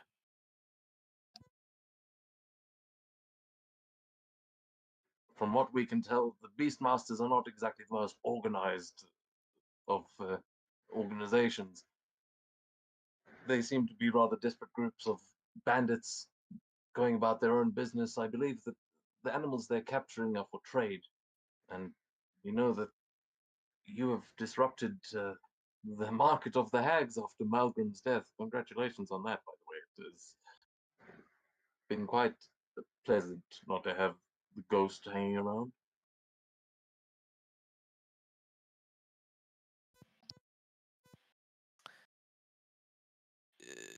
Yeoman will. He won't say anything to that, but just bite his lip.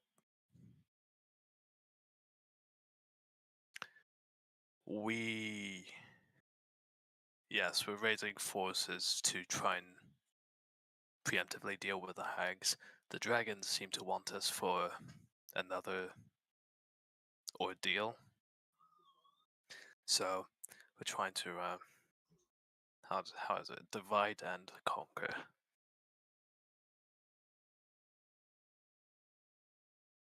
Well, sir, we shall not keep any more of your time, but should you need the assistance of the fairies of Denspire, please do not hesitate to ask us and call upon our aid. We shall send an aerial unit to deal with these hags once and for all. Well, if you can send one of you to Brodevik, maybe you can know the area. Maybe you can help like disrupt their business there, or at least help us communicate with Brodevik itself. while we're in the area? Absolutely. Nothing can move through the forests and spy on the unsuspecting quite like a fairy. Actually, at that, we've been having some recent troubles in Broderick, we suspect from the hags. Shady traders coming to our region and selling dragon blood. Not that dragon blood, but dragon blood we don't want being sold in the area. So, if you see any traders of that ilk conducting that kind of business, do as you see fit. Bat and I.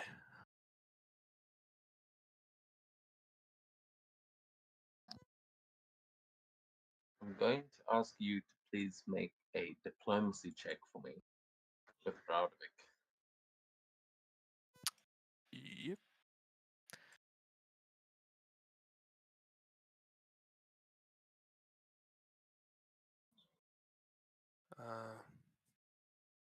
Use officer's proficiency bonus?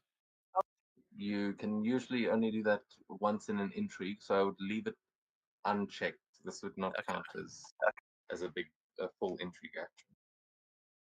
And I don't know if it if it blocks that if you've used it. What was the roll? 13. Decent. Okay, with that, you will move your. You are basically now allied properly with the Tooth Fairy Dominion of Densfire. Nice.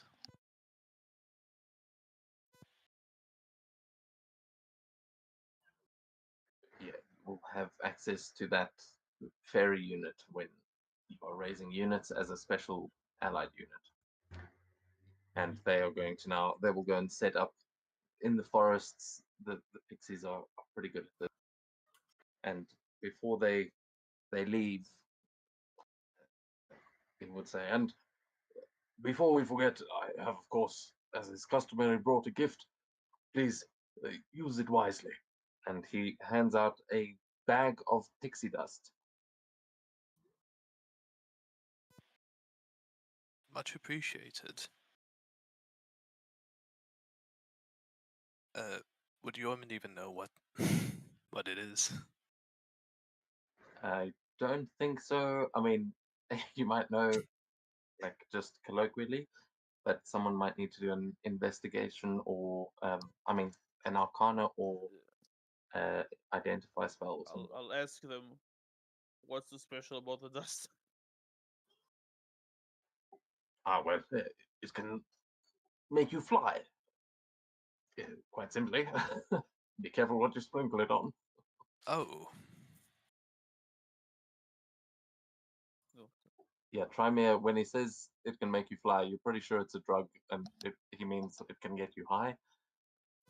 You're like, I don't think I'd want to snort pixie dust. That seems like a bad idea. Yeah, Yorman is looking up and down the ship.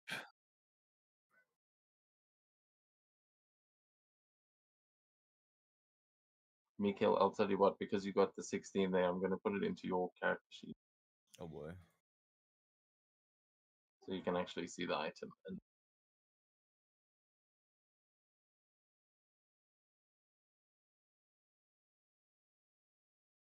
yeah, you won't need to identify it because I'm going to just straight up ask him. Okay, cool. Why You use can the literally spell slot? fly. Yes. Identify can be a ritual as well. I'll point out Yeah, it's but pretty easy to cast like when you're resting, but yes, that is the best way of doing it. Just ask. Most powerful weapon in the game. The basic question. Asking nicely. I wonder, is it just one use or how many uses does it have? Well, I have one. Okay. So I I will assume say I that can use it that once. bag has got enough charges for your whole party, one each. Does it? Okay. Yeah. So how many of you are? 5 players total. and counting the 2 elves as well, they don't think pixie dust is going to help a giant much. It probably could actually. I don't It think it doesn't has a weight. specify size. It but just says like just another creature. yeah. I give you a big bag. It's 10 pouches of pixie dust in one. Oh wow, nice. So 10 uses. Yeah, Mikhail, if you want to use the actual trading feature to hand them out to everyone, you can. But I just put all 10 in your character sheet. Okay. 'Cause it's basically one big bag, but you'd easily be able to split it into smaller bags. Yeah. To be fair, well, supposed to say one day the ship could fly. The ship isn't a creature though. Yeah, that's who knows? Maybe we'll find some Titan technology and use it Well, somehow to make a ship fly. we could, well, or we can just make the ship a creature. We make Somehow. it living. You're so right. Yeah, living vessel. It's a thing. Sort Yeah. of. See? We give it a sentience. We make it a warforged. or I don't know, because I don't know. I'm thinking about like a Treyent ship, a Torg ship. You know, that could. Torg seems like he wants to leave, but the fairies he just got home. Got a whole forest to run, whole swamp. But yeah, they are definitely. Fenway would say, "Oh, well, if it's an airship we want, I think I could help you design something, especially the blacksmiths back in Portovet are quite versed in the art of flying ships. Expensive to make, though." Well, Oh. hopefully by the time we visit, we won't be lacking in funds, and Gorman might have fun adding a new ship to his collection. And he looks over to Gorham. Yeah, I'll stick with the one that's on the water. Oh, That's come my on, that's a my flying domain. ship, man. That's cool. Yeah, I get that. But if it One stops day. flying,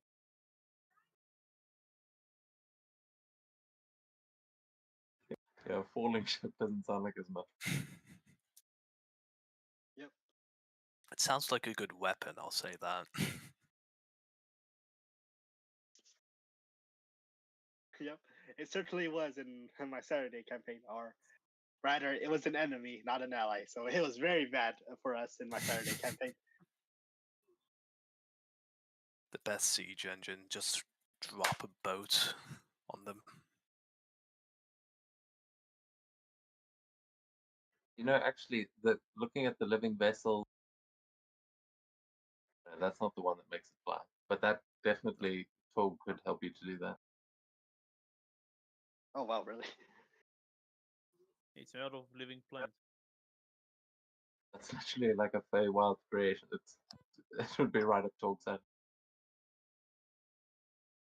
There is a thing that lets you fly as well. I feel like I looked through it. split up all the vehicle upgrades, but I know in one of the quests there's like final upgrade to your ship. You can make it fly. I'm pretty sure. Oh, maybe dragon ship.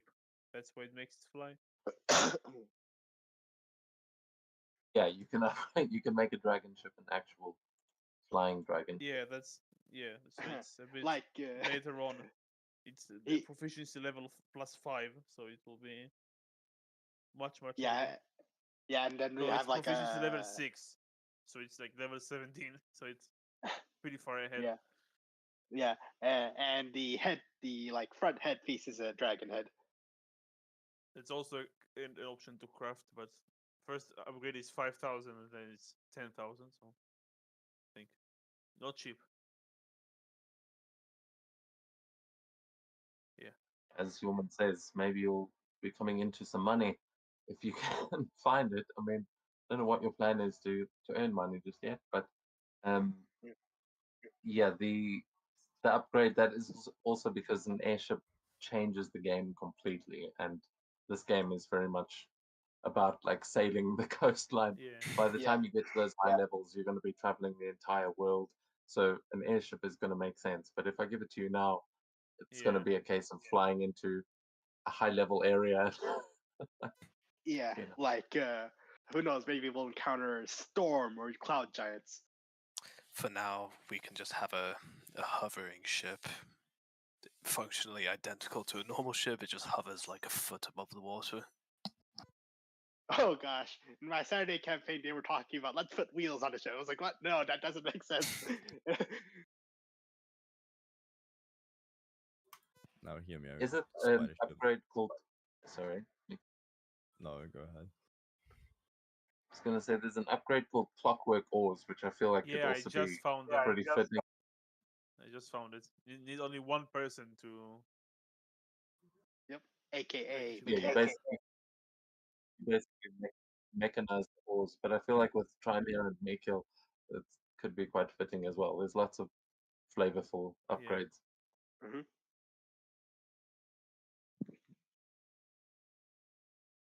Yeah, as you guys discussed the potential uses of pixie dust and upgrades to the ship, the pixies are going to realize that it's getting late, and that they will go and pick up Torg and Oh yeah. you farewell as they're going to fly him back. Oh yeah. Even though And he'll speaking.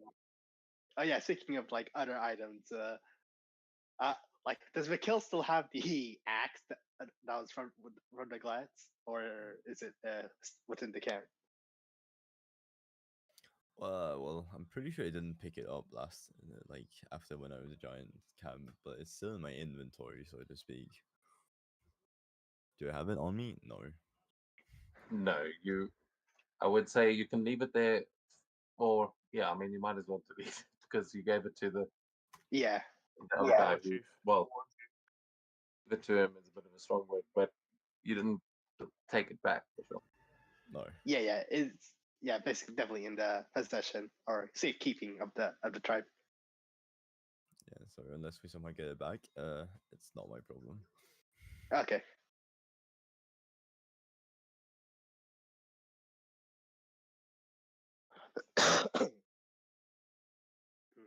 So yeah, at this point, is nighttime.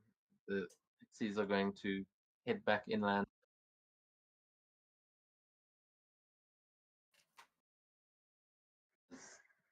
You hear Torg just shouting back, "I am Torg," as he says goodbye. And you think he's saying goodbye. You hope he might have just been telling you to go fuck yourselves, but who knows? As they flutter off into the night, the you guys can all take a short rest because we're on a stretch. And that's how we're going to be doing it. I can't remember if we've been doing it that way the whole time, but that's how it's supposed to happen. Get a long Yeah. rest at your waypoint. Gotcha. Sweet.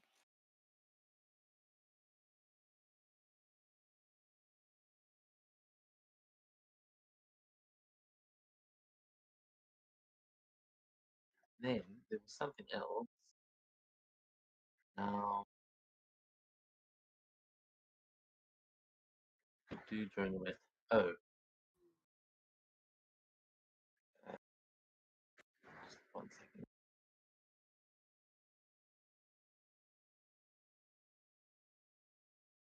Do you want to do all the intrigues immediately, or just each week that passes as characters?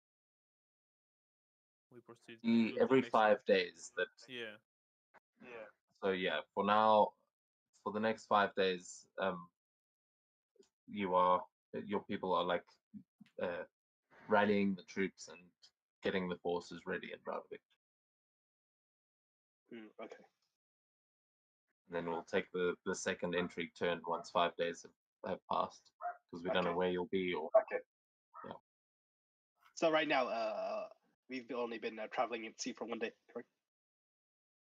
Yes, this is your first night Okay. at sea. Okay.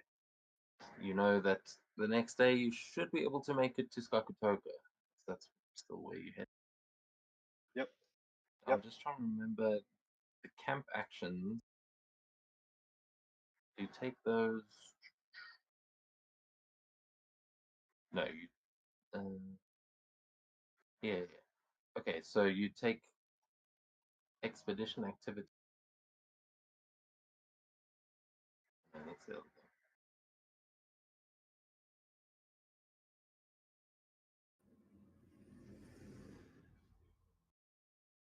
Yeah. Okay, so there are camp actions that you can take when you are at camp, which are also in the expeditions menu. I'll show you. Just bear these things in mind. These you can add these as actions onto your character sheet if you want. You should be able to drag them from the items should be there. But remember that you can do these things every time you take a rest. You can do one of these. There is also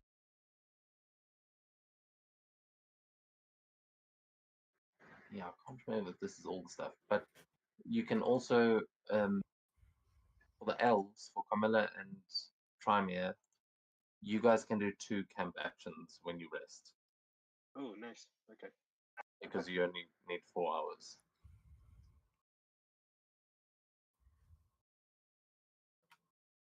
So yeah, that basically translates to you can take 2 watches and you can do an extra thing. But those are just the normal. I know most of you are used to just doing these things anyway, but there are some mechanics. Then Won't worry about it this time unless there is something specific that you want to do. Yeah, Yormund would like to. He'll just make a flow chart of like dialogue choices for when we actually reach Skakutoku, because that seems like something good to prepare for. So he's going to prepare.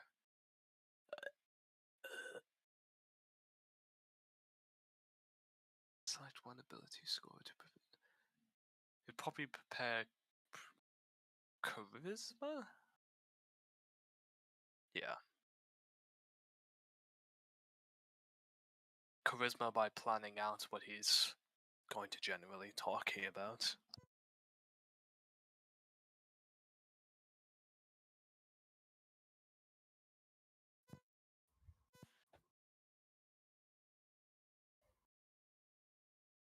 So is that the prepare check that you're doing Yes.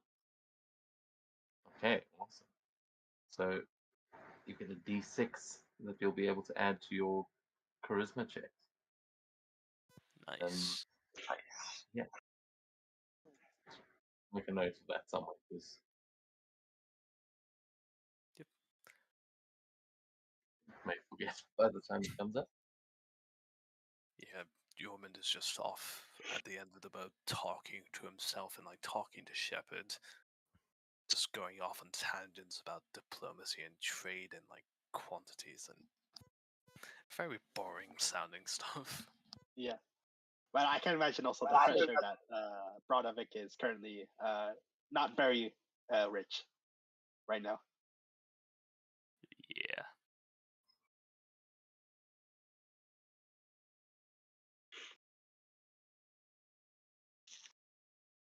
Yeah. As you guys start up your routine the next day, and the sun is rising. It was a full moon last night, by the way. I don't know if that makes a difference to anyone. I know something.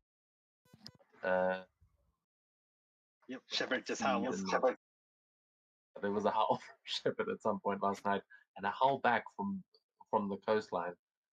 There's a lot of wolves out there.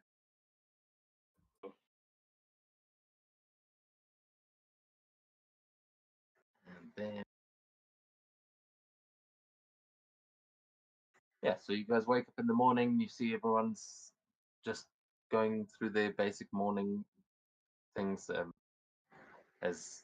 How do you wake the crew in the mornings? Do you sound a horn, or is there like a bell on the ship?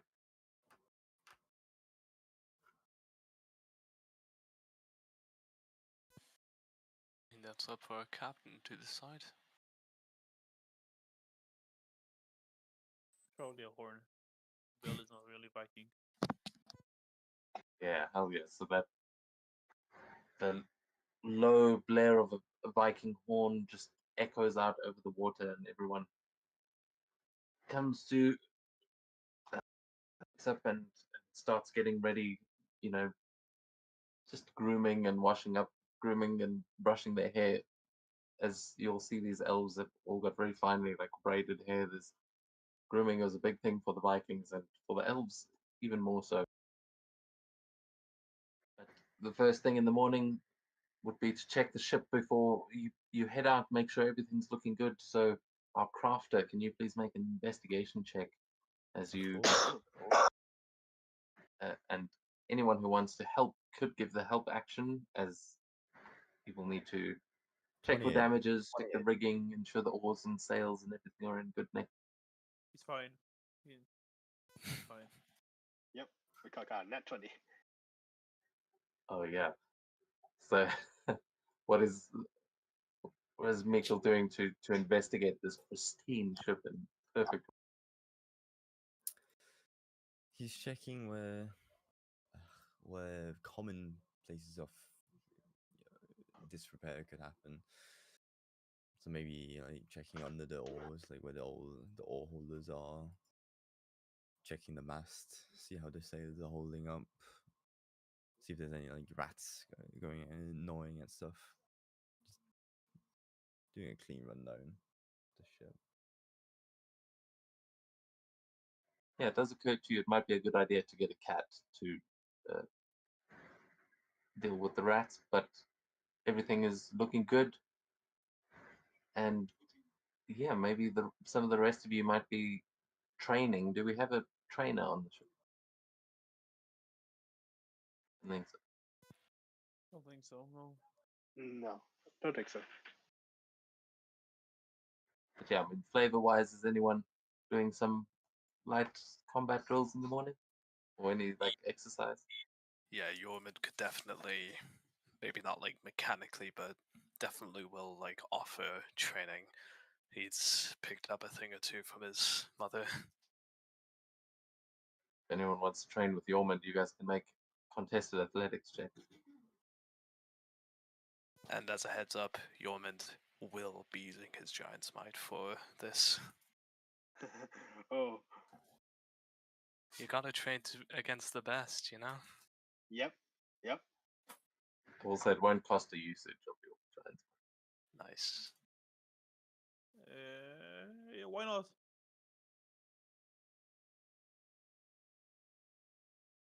Why not? Athletics, you said? Yeah. Yep. Oh wow. Better. You got a chance. Better. Oh, I just karate throw him onto the deck. Like over the shoulder. The whole ship just shudders with the impact of giant Yormund getting through the throat. Good sweep. However, your target will not always be on a rickety boat on the sea, so fight me on land and Yeah. I'll definitely Yeah. fuck you up. Sure.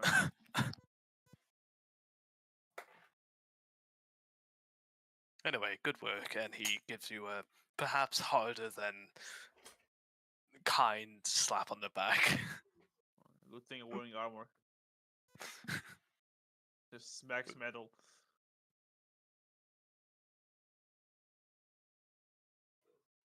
You know, Well, I'm with gonna that- roll. This one is to see how hard I slap. Okay, not that hard. Damn, my rolls are not good. hey, you're getting rid of the bad rolls. So Yeah, that's for good. sure. Hopefully. Yeah, that's what the training actually is. It's just getting rid of the bad rolls. Yes. But as you guys, you feel energized and warmed up for the day, Mika gives the go-ahead, and it is time for the navigator's check to set sail and try and head off in the right direction.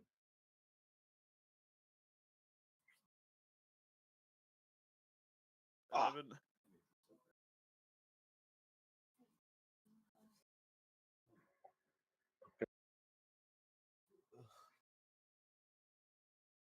Yeah, that's not good. Is anyone got anything to help out there, or is that what we're going with? I can. Trimer actually has his. I chose his background as an archaeologist, and he has proficiency in navigation tools. So can he do that as a help action? Yeah, absolutely. You can make it a check with your navigator's tools actually, and yeah, that'll give Gorm advantage either way. So you can re-roll that check there, Gorm. Can be lower, right?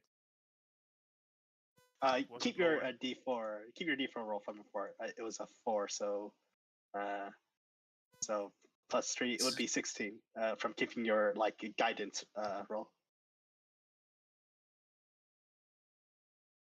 Yeah, that is true. So with the 16, yeah, I will say I didn't see a roll from Trimier yet, but you do have that scroll of mapping as well. I don't know if you saw that in your character sheet, but that can be used as I forgot. Okay. So a magic item. I'll just point out it's not just the map that is permanently on there that will show you where the Titan wreck is, but um,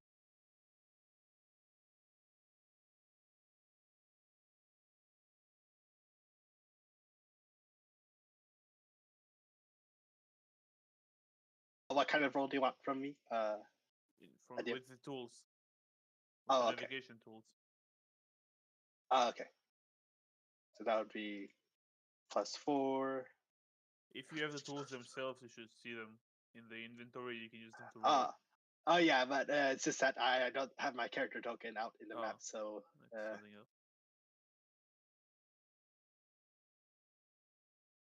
It's probably more than +4 if you're proficient, and depending on what thing it is. well, If it's if the intelligence, tool, yeah, if the tool is using my intelligence is very high. It's +1, and with yeah, it depends proficiency. what the tool uses, but yeah, Oh, okay. not all tools immediately use intelligence. Intelligence. Okay. Oh yeah, no, But yeah, not it probably makes inherently. sense. Oh yeah, it probably makes sense if navigation tools would be used for wisdom, since you're a navigator using survival, a wisdom check.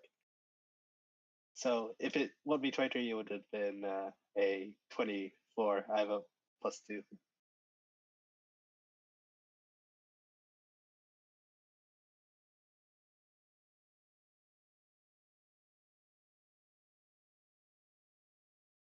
Yep, you there? Oh, can't hear you if you're trying to respond. Yeah. Oh. He was talking this entire time, probably. so can you hear me now? Yes. Okay.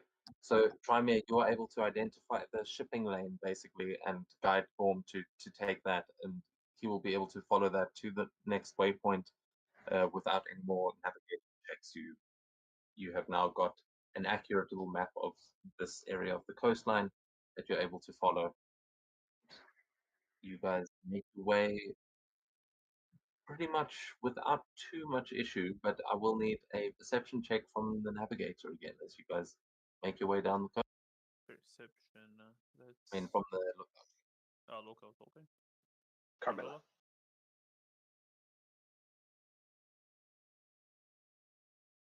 Who? 19.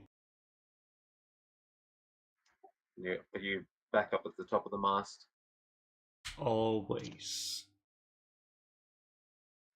So as you are up there with a 19, you guys start sailing in quite close to the coastline here, and you will see on the beach, you can see a ship that is, it seems beached like nearby. And you can see on the sand, it looks like a couple of guys that are trying to drag this gigantic crate along the sand as they are trying to pull it up the beach.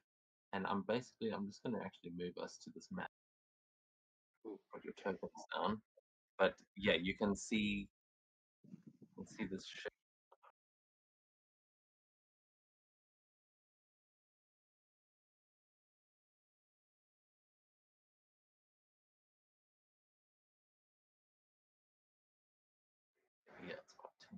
Yeah, and then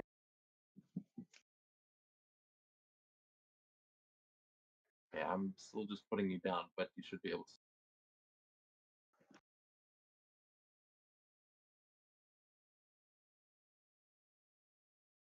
Can you guys actually? Everything is dark. Yeah. There's no It says token. Oh yeah, now. okay, now we see.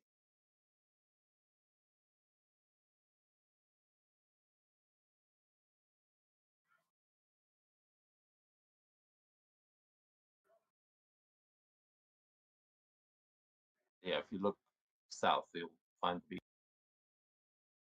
Yep. They are dragging it towards the ship or away from the ship. Oh. away from the beach towards a group of trollkin.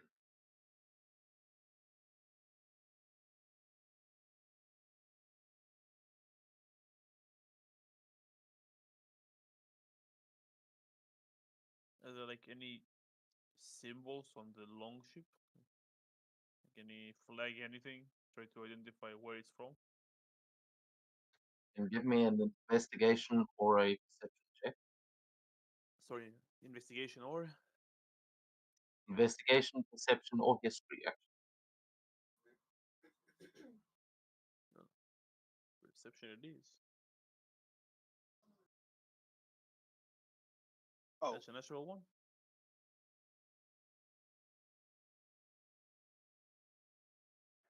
Or a yeah, 12. you don't. The sails just seem to be generic and blank. It doesn't seem to have any insignia of anyone. It could be a ship from Browderwick, for all you know. It is unidentifiable.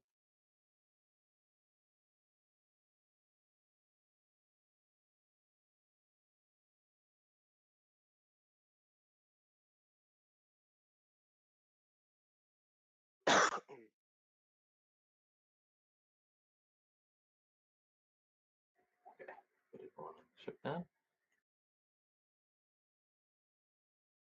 But yeah, you can see that they are struggling with this crate. They seem to have real trouble moving it.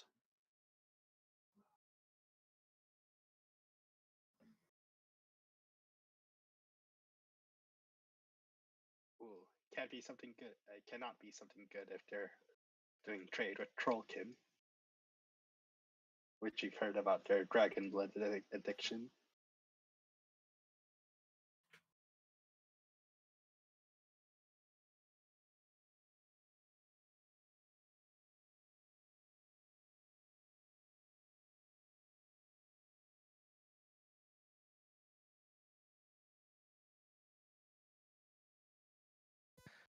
Sorry, what are we seeing?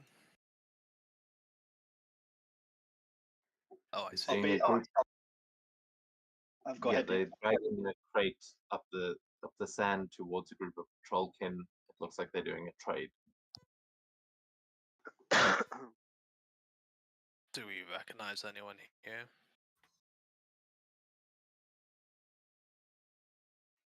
Gorm tried and failed, but you can make a check as well if you're trying to recognize any of the people in particular. Yeah, History. history? History or perception. Ah. Yeah. Yormund is eyeing up. Oh my gosh. He's eyeing up no one. He just thinks it's just another train. Yeah, too far. Yeah, you guys have no idea who. Yeah, I'll make a history check on that sales. No, oh, damn Oh my it. god. Nope. It is a group of total strangers. Is this where God, I also try? I was gonna say, like, Yormund is looking at the guy with the bear skin and thinks, where have I seen that before? But no, he doesn't even see the bear skin. Okay, there you go, Mikhail, for the win. Okay, also to be fair, most berserkers are going to have that image. Yeah, That's true. an unnamed NPC image, I will just say. Sometimes you'll recognize them, but generally hover over it. If it has a name you recognize, that'll mean more.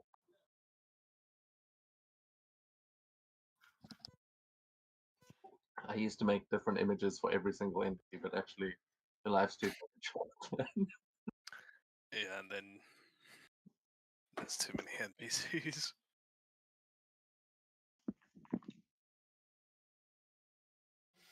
But yeah, you definitely see this trade going down, and you can use your own logic to make conclusions. But with those rolls, you're not getting any extra information.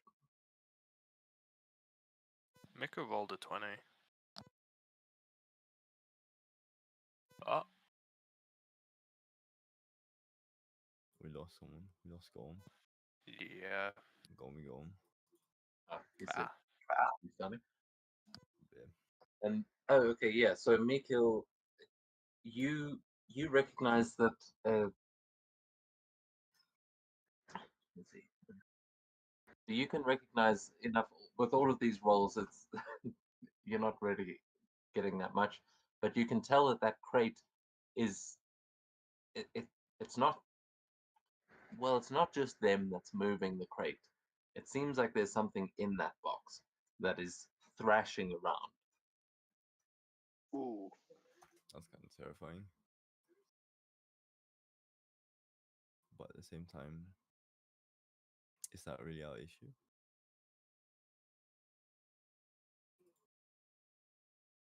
Well, we have heard of arcane beastmasters like selling beast to hags, creating an army. So that sounds bad. That is true. How far? Sorry. I mean, do you all want to go deal with these people? I just wanted to ask, where we are here, how far away is it from, like, I don't know, on the map? Are we near the waypoint already, or is it this closer to Browderwick? No, you're closer to Skakatoka. But you're halfway between where you were resting and the Skakatoka waypoint. You're like directly in between them.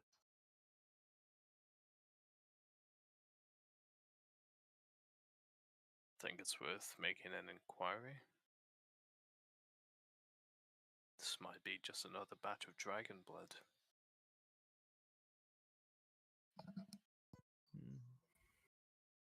I think we just have to Either be way, ready. it's a good opportunity to intercept their supply. Well, I think either way we should be prepared for battle or fight. Yeah. Oh, of Uh-huh. course.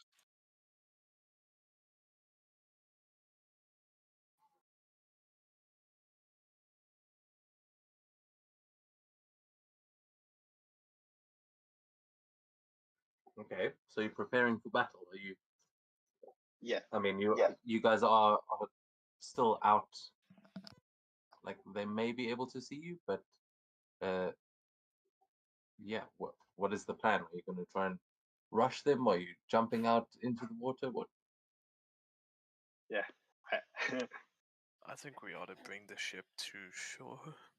Yep. Rush him. Rush him.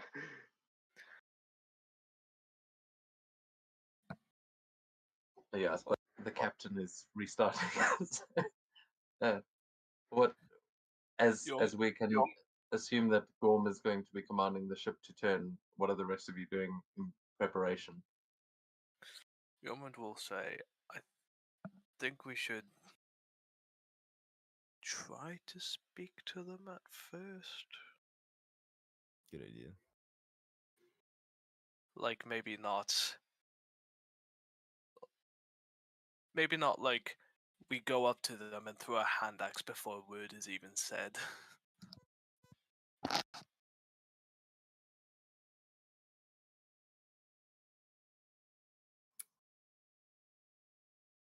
That sounds like a valid plan.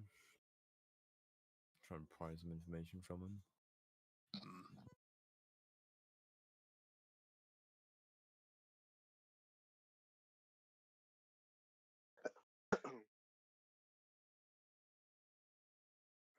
Sorry, we don't have mount up anymore. So We'll have to figure out another way to move all the tokens at once. But yeah, as you guys start moving in, there are going to be 2 people on the back of the longship that they are going to notice you. And one of them will start running along the deck and just shouting to another as all of the heads on the beach start to turn towards your ship as it moves in and is heading straight for the beach. You kind of ride the waves onto the sand and come skidding to a halt.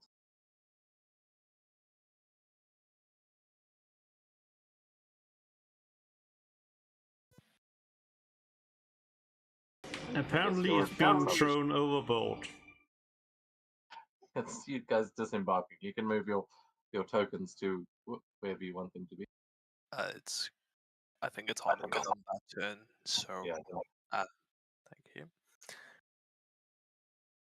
Yeah, Yormid is gonna hop off the boat and go, "Good morning, sirs. How are you?" as he approaches. Stay right there, stranger. As one of these guys is going to step, and he draws a sword and points it towards you. You can see it as a curved scimitar that is not often seen, but you can see these guys don't look like very talented fighters if they are. But the trollkin would also start moving around as you hear the troll shouting to one of these bandits, just saying, "Oh, what is this? Some kind of ambush?" And they start stepping back together and raising their spear. No. Come here, both of you, if you don't want me coming any closer, and we'll talk. Otherwise, I'm gonna come over there, and we'll talk. So why don't you make it easier and just come here? Says, "Oh, I don't think so. What do you want? This deal is between us and the hags. It has nothing to do with you." Ooh. It might have everything to do with us. Do you know who we are? Because we don't know who you are.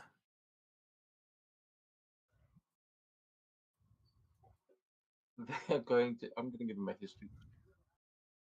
Because you Okay. guys have developed quite a bit of fame. Yeah, and right now on I see the game pause logo. Like I tried to move my character token. See, okay, there we go. Okay. Okay, with a 15 and your fame level, he is able to recognize it as he's like, "Why would I know? Wait a second. Oh shit, boys! I think those are the ones that they took out Freddy and the gang." And he like points his sword as you see the others all immediately whip their heads towards you and like look at you with fear in their eyes as they also see the wolf. And then the one of the guys at the back will be like, "Oh, you know what they'll give us if we bring that wolf back?" What And makes you think another you're one gonna will- get this wolf? What makes you think he's not gonna get you? He's had hundreds of your like before. And you've never had one like him, so whose odds do you think are God's favoured? Those chumps in the mountains didn't know what they were doing. We've been out on the seas. We've caught much bigger things than that fucking mutt. Why don't you Aye. come over here and we can shove him in the crate as well? Ooh. You know, Yorman turns back to look at everyone else on the ship. I really wasn't in the mood for a fight today, but we can add some pints of blood to that lake. Ooh. All right. Think we're gonna start a fight. Encounter. Sounded like we're starting a Fuck fight. these guys. Yep. It's a fight. Yeah, they want to take your wolf. They're not happening. I love rolling sixes. Okay, come on. Where's my? Okay. That's a good. Yeah. Where is the on the new UI? The It's initiative. to the left of your walk. The left of my what? Yeah, like your walk on the inventory. Yeah, like Well, under your AC, like you see a yeah. walk proficiency initiative under your character art. Also, if you press E and you open up that other little menu, it should be up at the top.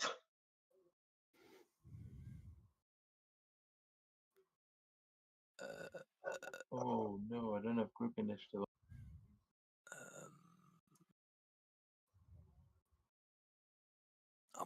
I might be slightly stupid. Stupid. There's a show now. What the maybe you should make the what's it called? The window bigger. It's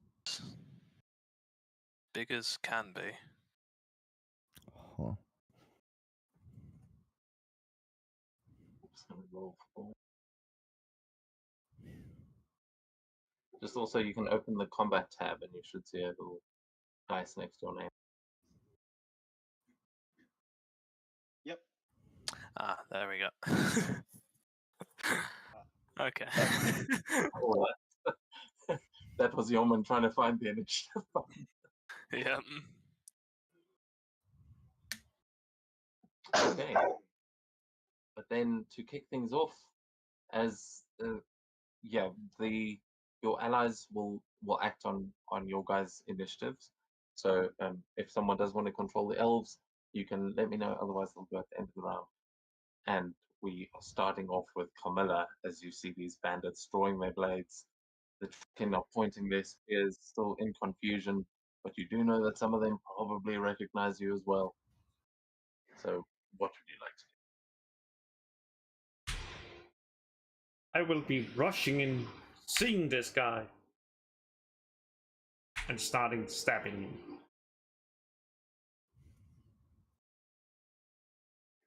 Okay.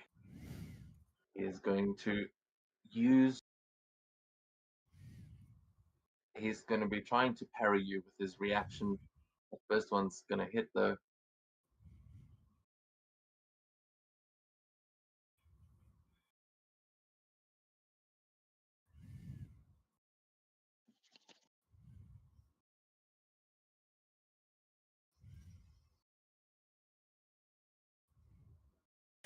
Second one will also.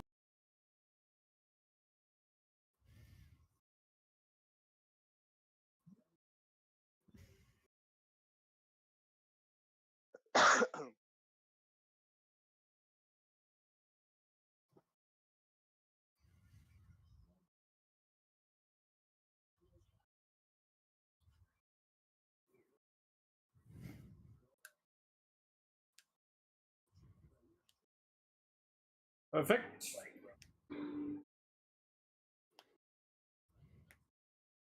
So that would be a total of 26.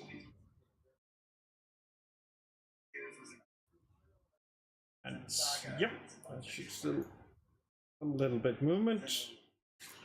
But they used to move away. Bring us to the next person. Okay, nice. Oh, okay, my turn now. Indeed. Okay, Trimer is going to move over here. Ah, oh, dang it, the move is in meters. I don't know meters. I only know feet. For me. So Yeah, look, complain all you want. No one else here uses feet. So we must adapt sometimes. But it should. I don't know if the it still shows the distance, does it? I know, probably not. But it's fine. I mean, we don't have to worry about it too much. Okay. And he's gonna twin. It's gonna meta magic a twin spell. It's gonna use greater knowing that they want the good boy Shepard. I'm gonna use greater invincibility on basically myself and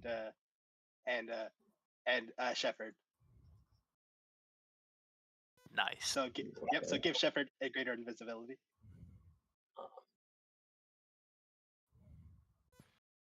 Is it based on your concentration, or would he have his? Oh, it's my concentration since I'm Okay. casting this stuff. Yep, and is and Trimer is gonna move along the sand, like I guess within around here, and that's his turn. Okay, nice. Yeah. Oh, that's why. Like, why can't I change the turn? Because we hadn't begun. Okay, so that then takes us on to the bandit leader's turn, as he is going to attempt to fight back against Kamala.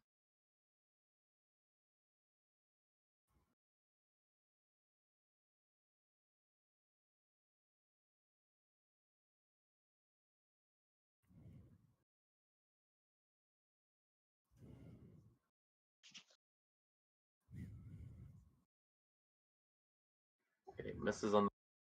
Is your AC 16? Is that correct?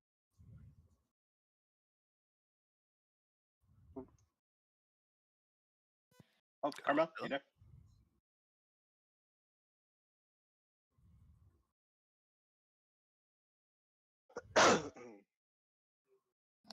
Okay, hits with an 18.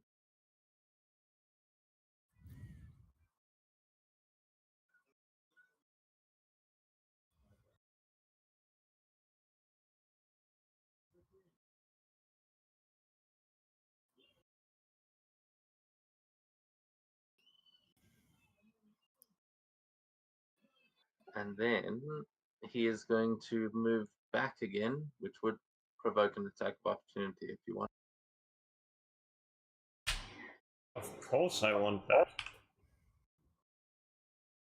As he shouts to his buddy, he says, "Release the beast. The wolf will be a much bigger get." And at this, the trolls say, "You will not. The beast belongs to us." And yeah, 19 did hit him.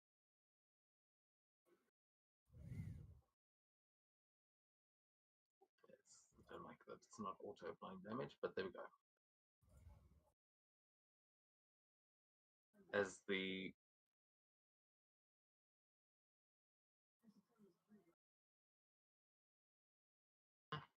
Trollkin is going to inspire ferocity in up to 3 Trollkin you can see, and they will have advantage on attack rolls and saving throws till the end of its turn, and they gain 10 temporary HP.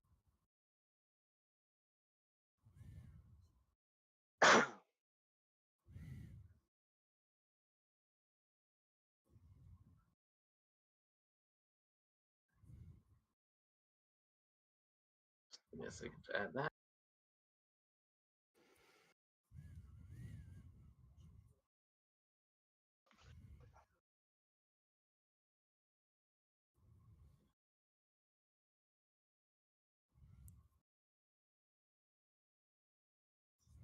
And then he commands them. Oh, actually, he uses a bonus action for Grasping Vine, as he conjures a vine that sprouts out of the sand and is going to try and wrap around the crate.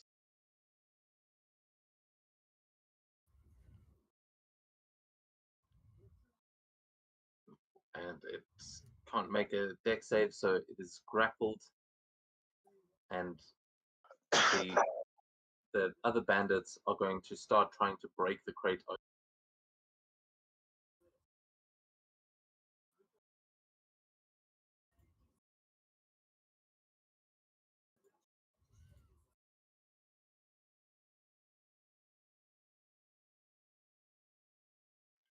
Oh, okay, sorry, I don't know why it was still targeting Pamela, but they are hitting the crate, and they are going to smash it as they break open the side of the crate, and out from it you see large crustacean legs and two massive pincers as a giant crab steps out of it, but not just a giant crab.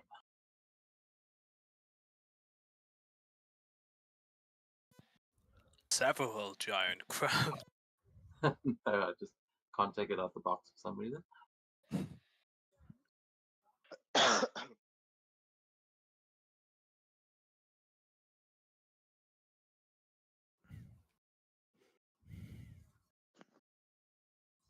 Hold on.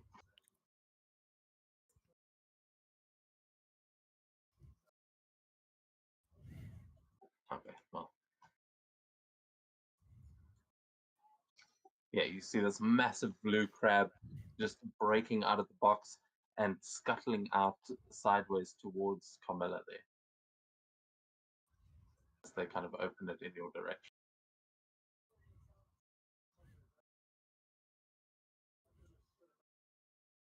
And because it rolled higher than them on the initiative, it gets to act immediately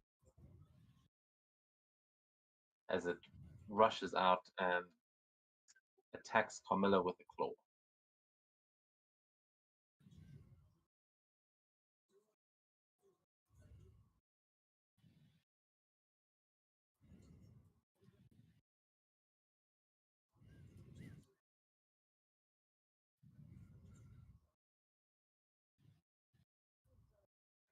Okay, misses with the claw, but then you're going to see it pulls its pincer away and reveals this net of like vines and kelp and like seaweed that it then throws out over Carmilla's head and into the break where it tries to catch Mikkel and Yormund. That's kind of rude. Uh-oh. Oh, oh. Oh no.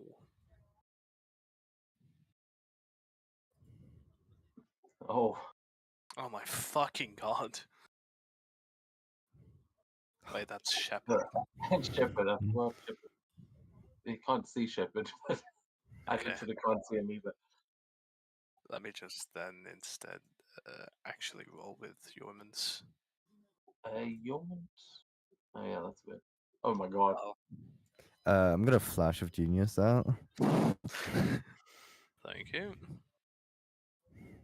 Want to roll another? Oh, it's not bad.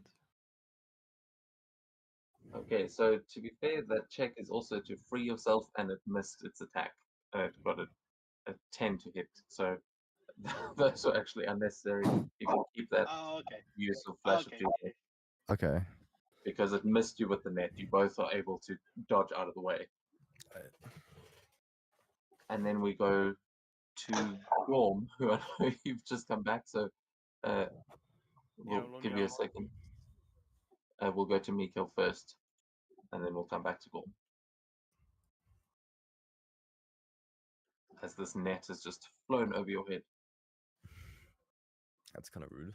Like, we're just trying to let this dude out and you just throw shit at us. That's well, first things I will first. say before you take your turn, I mean, you can do what you want to do, but please also make a free investigation. Investigate or Arcana, actually. Okay, I guess let me do Arcana after I've cast this Shield of Faith. We're attacking the giant crab. Arcana. What's up? Well, they let the giant crab. That's gonna 30. Oh shit, okay. With a 30, you definitely notice that the water that is breaking next to you is, it seems to be breaking in a different pattern to the rest of the waves. Like there is a patch of sentient water right next to you over here. A patch of sentient water. Like it seems to be acting independently of the rest of the waves. You know, I'm gonna ask the water. Like, what seems to be your grand idea? As I'm just looking at it.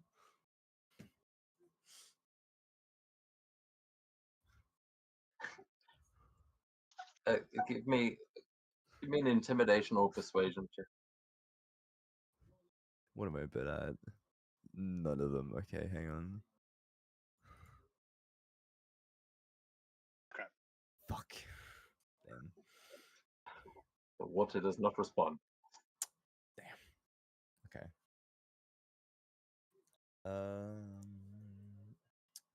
Would have been funny, but here we are. You see bubbles for a moment, and you're pretty sure there's more crabs underneath. Oh shit, not more crabs. Okay, I'm gonna Probably just normal crabs, but still. praying. I'm gonna throw a fireball at firebolt. Sorry, I don't have fireball. I'm gonna throw a firebolt at that dude. Which dude? You can target. Yes. Ah, there we go. Ooh, just missed. Ah, barely. Okay, cool. Okay. In that case, I'm gonna move like this way. I don't know. What's feet conversion again? Can you see Shepherd? Oh no, you can't. You just bumped right into. 9 meters. Okay. Yeah, I'm gonna move over here, and then that'll be my turn. Okay, then we can go back to Gorm if you're ready. Yeah, what's going on?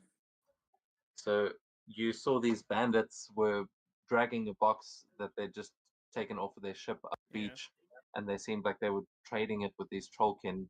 You guys pulled the ship onto the beach, and Yormund was trying to beckon them over. They recognized you guys as the ones that killed a bunch of their bandit friends up in the mountains, and the trollkins seem to have recognized you, but you're not quite sure.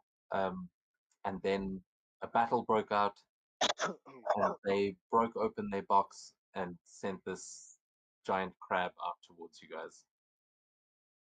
And that's pretty So much where we did are. the It's all trolls just kicked off. Did the trolls attack? No. The trolls, they forgot to. Um, Oh, the one troll is grabbing the box with his with a vine, but I did forget to take the action of the minions, so they will act at the end of the round.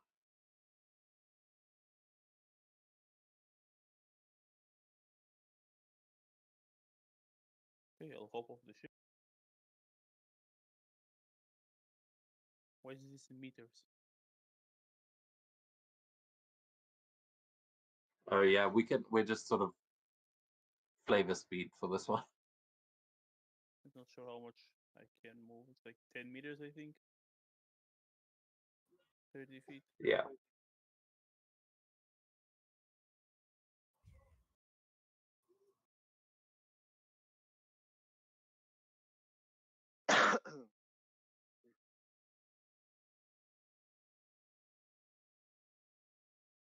Okay, I'll do something stupid. I'll activate my Crimson Right. And give myself lightning damage. So I take 5 damage.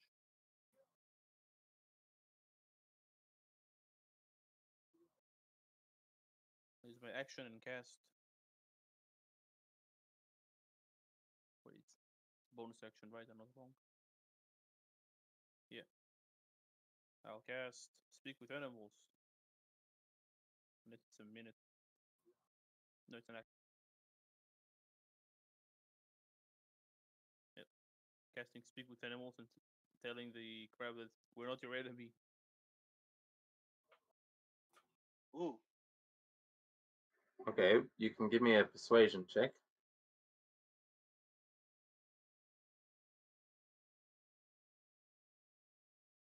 Ah, so close. Ah, so sad. Can you understand the animal's back? Yeah, you can. Yeah. I wonder, could he have advantage because of that speak with animals or no? I think without it, I cannot speak with it. Yeah, that was that was to convince the crab in its own language, as it says, "Not my enemy. I've been locked in a box, man. fuck off, get away from me. And he's like still trying to snap it at Carmilla. It's surrounded. You can tell this creature is just afraid and acting on instinct. Yeah, that's me, I believe. Yeah, taking us to Yormund.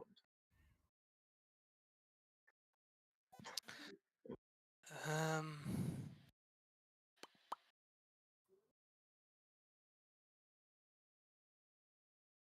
Let's see. Which was the one that said they'll get my wolf? The The captain. captain guy, yeah. The captain. Hmm. Limbu. Limbu. Well, I suppose if he wants my wolf that bad. Yes, invisible wolf. There he is. Yep. Shepard is going to hear Yormund whistle and point towards the captain. And suddenly, the captain is attacked.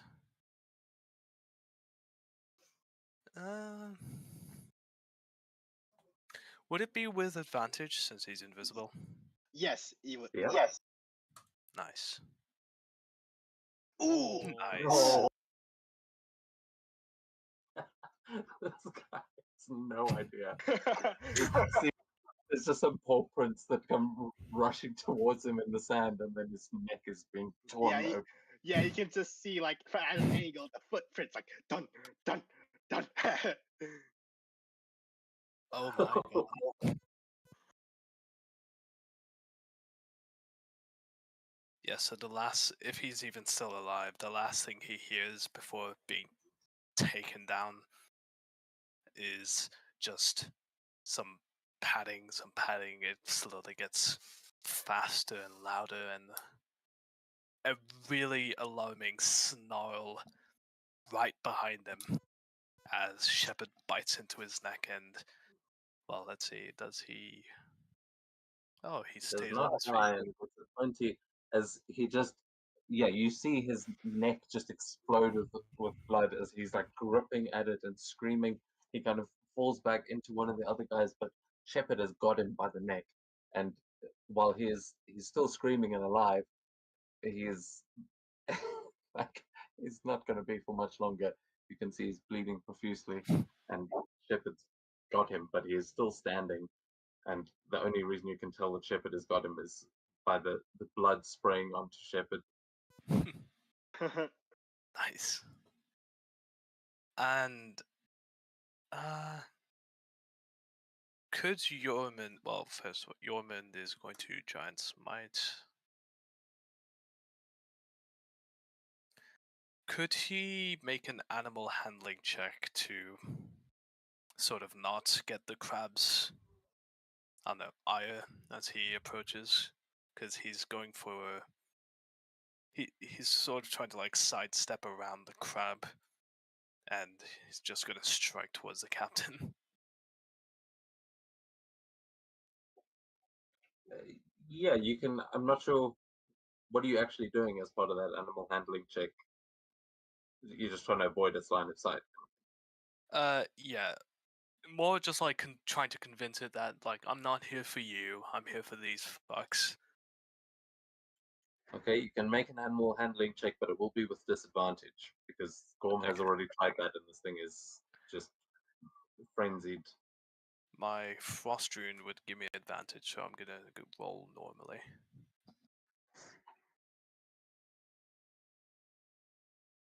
Ooh. Yeah, as you grow larger, it kind of sees you as more of a threat, and Gorm, you would understand it going, all right, carry on. Still snapping at Camilla, but he's like, okay, I won't fuck with you.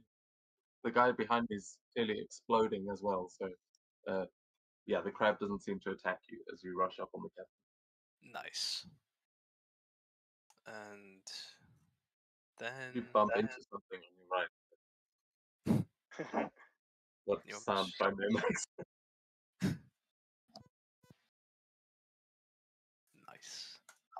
Remember to target. Oh, yeah. But yeah, that definitely hits. Da-da-da. Ooh, how do you finish him? Just sort of picking up where Shepard left off, as he's sort of just like gasping and almost choking on his own blood. This is just mercy for him, perhaps more than he deserves, but he just swings his sword and lops off his head cleanly. And he'll say Yeah. to the others, "You want my wolf?" And that's his turn. At the end of your turn, the Trollkin are going to take theirs as these bandits are looking at you in horror. 3 of the Trollkin run up onto that berserk.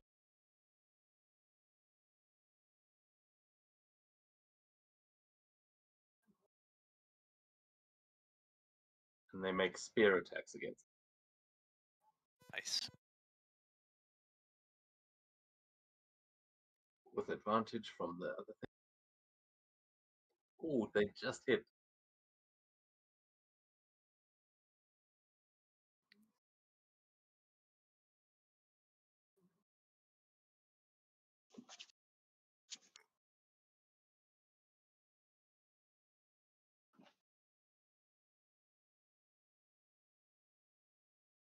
Okay, so yeah, they all just start like seizuring this guy.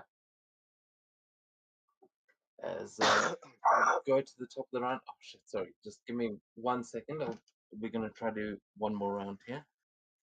Okay. As just give me 2 seconds. My sister. Well, it's time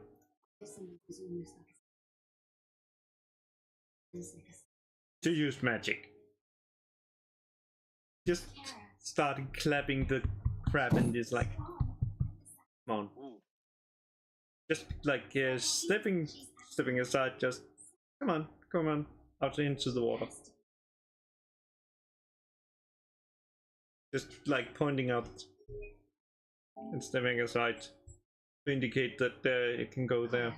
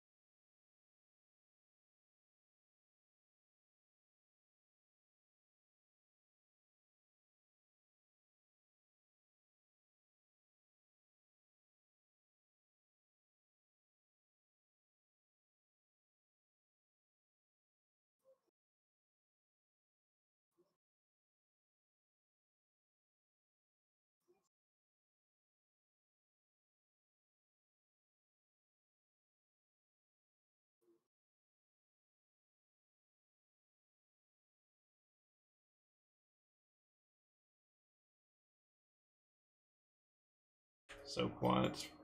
Yeah, the DM said he'll be back in a second. Okay, sorry. Oh, welcome back. So sorry, Camilla, back to you. Yep, Carmelo tried to use animal friendship on the crab. It just like pointing towards the sea, indicating that. Come on, go.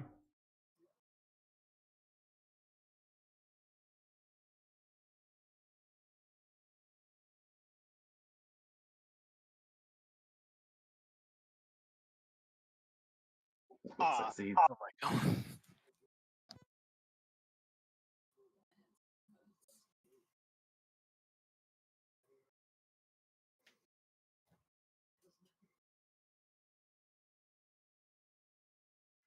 Yeah, it is going to succeed and then continue to attack you. It's fine.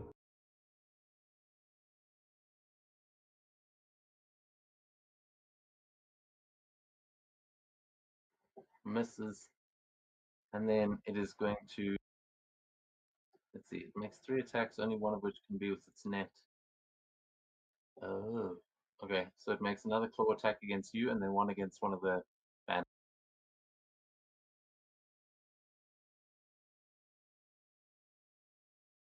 Ooh, 22.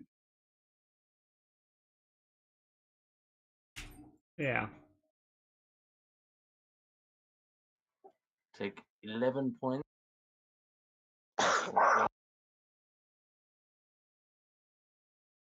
And you are grappled.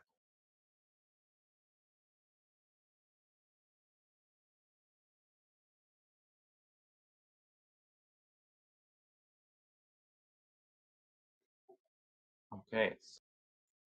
Yeah, Does it make the crab, as you're trying to convince it, you cast this animal friendship and it just grabs you in one of its pincers and lifts you into the air.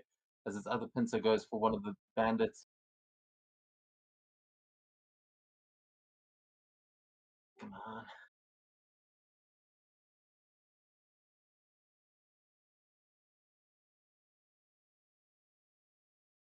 Oh, and it picks him up as well. So 11.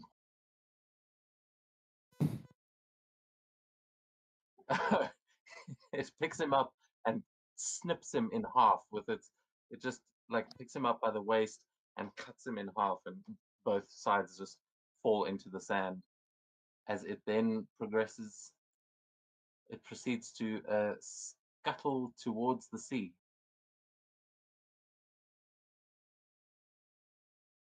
With Carmilla? With Carmilla.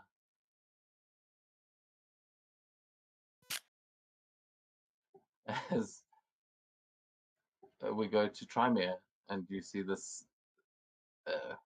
crab heading for the sea with Carmilla in its claw. Okay. I try to trust the others can help Carmilla. So what he's gonna do is that he's gonna move forward around here. Yep, near these trolls. And bonus action, he's gonna convert his sorcery points so he can get his 4th level spell slot back. Yep. And then and then action. I'm gonna use my new spell that I learned from Ingrid, Jumping Jolt. And since I have greater invisibility, I have advantage on my attack rolls. All right, get ready for a lot of pain, a lot of lightning.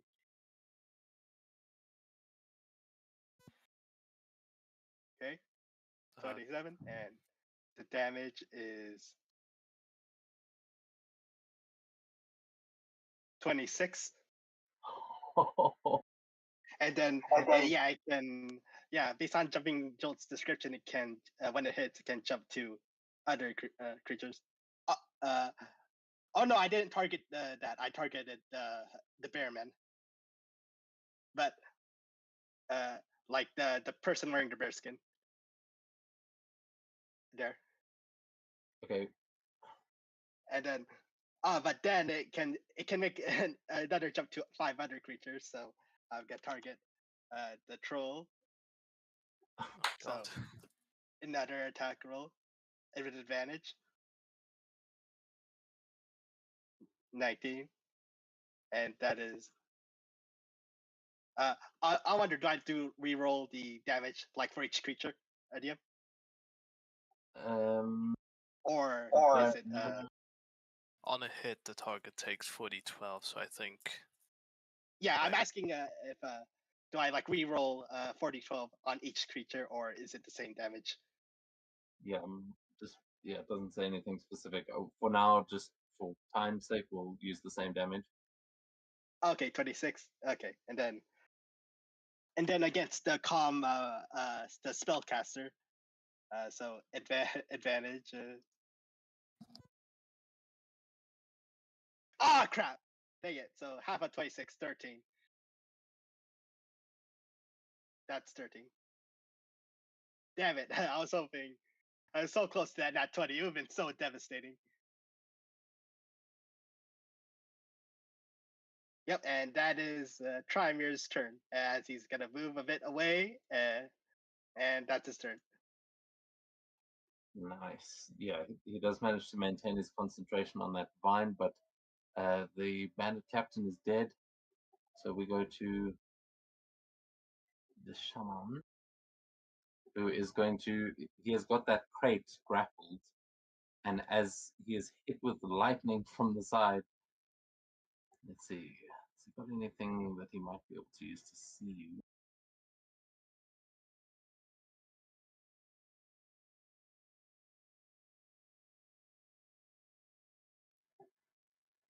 Yeah, he doesn't actually be able to see.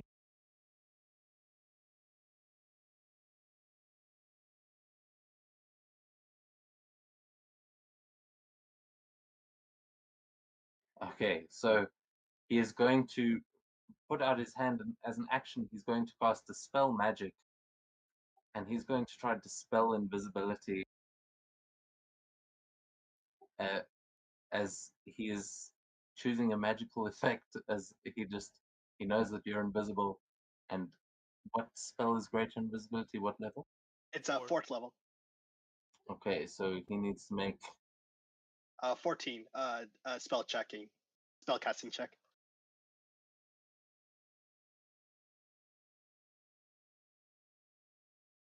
So DC is 10 plus spell level, so it's 14. Yeah, sorry, I'm just trying to see his. Okay, plus.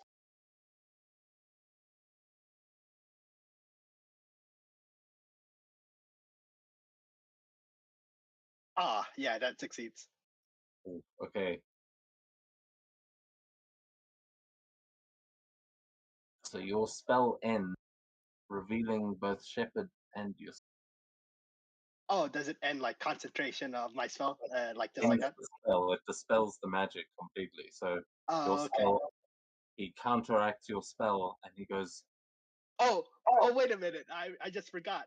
I have counterspell. Can I do that? "You can." It's really a bit late. You got to be quick on Okay. this, please. Ah, But- damn it. Yeah, it's a long time since I've done a spellcaster, so I forgot. Yeah, But, no. okay, I'll let it slide.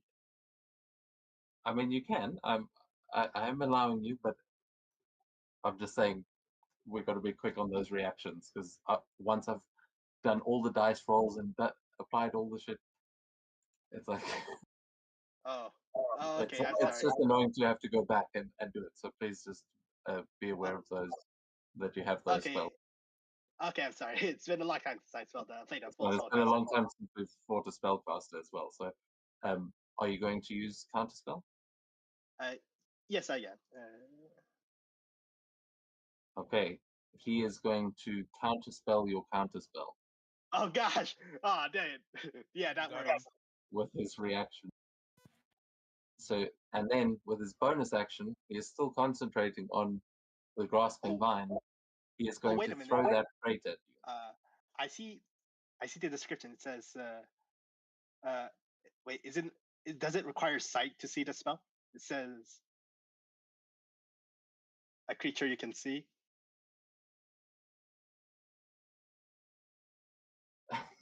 Yeah, bro, we're really getting into the weeds on this. It's the end of game time. He's throwing a crate at you. Please make a deck save. Okay, okay then. I'm sorry. I'll let it happen. I'll let the dispel happen. So 17. Yeah, you duck under the crate as it flies over your head and crashes into the sand, breaking somewhat. as you and this spellcaster have just had this battle, and you managed to distract him long enough for him to miss. But his men are going to they are also going to charge you as you just killed one of their dudes. This guy's going to stay and fight the barbarian. Okay. I hope no one's targeted, but that misses the barbarian, and the other guy goes for you.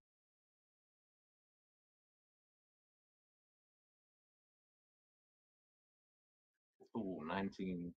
That does not hit. Yep.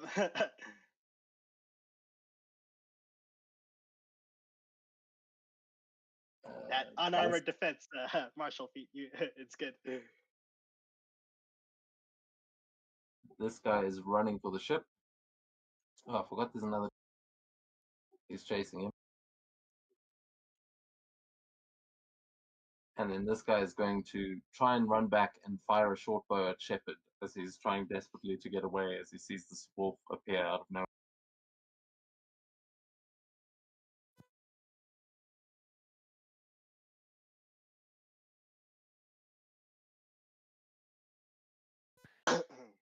Oof.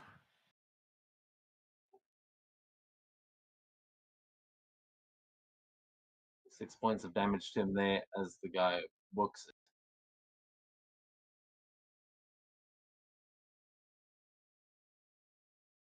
And we go to Gorm.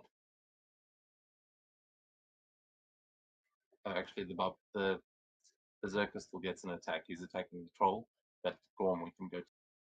Yeah, I'll rush to the giant crab. I'll try to free Carmilla from his grasp and just tell it, if you want to leave, leave. Just let us be. And so I just try to pull the claw open.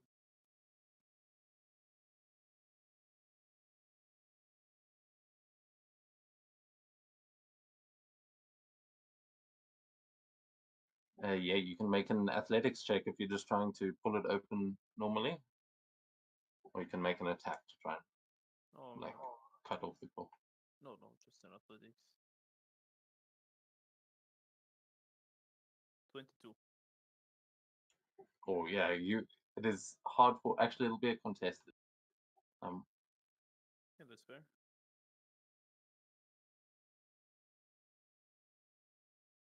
Oh, 21. So close.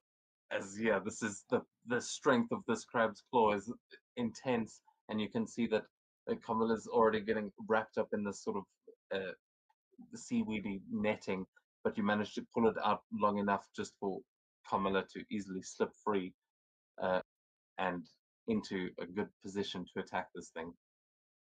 Yeah, and as well just to leave. Come on, get out of here. Just leave us be. Okay, you can also make one more animal handling check. Handling or persuasion? Oh yeah, persuasion. You've still got the spell up. Either or then. Yeah, persuasion is fits. And another two. Yeah, this thing as you're prying its claw open, just says, "Get off of me! Oh, I'm trying to go, man. Get away! Get away! I just want some lunch." And is that the your turn? Yeah, that's me. Mikil, we go to you. Oh boy. I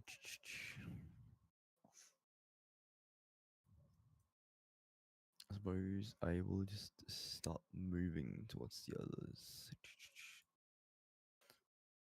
And then I'm gonna throw a fireball, sorry, at that orc, or whatever that is, that pig. Troll. Thank you very much. Sorry, troll. Okay, 26.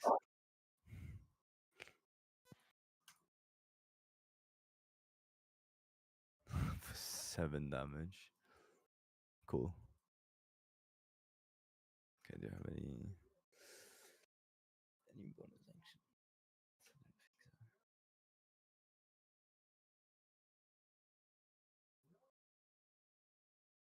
Okay, as my bonus action, I'm gonna summon a spiritual.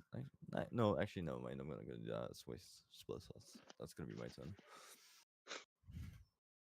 Okay, nice. Yeah. What does it look like as you kill that Tolkien? So you know how in the Olympics when people throw spears, they have a running start.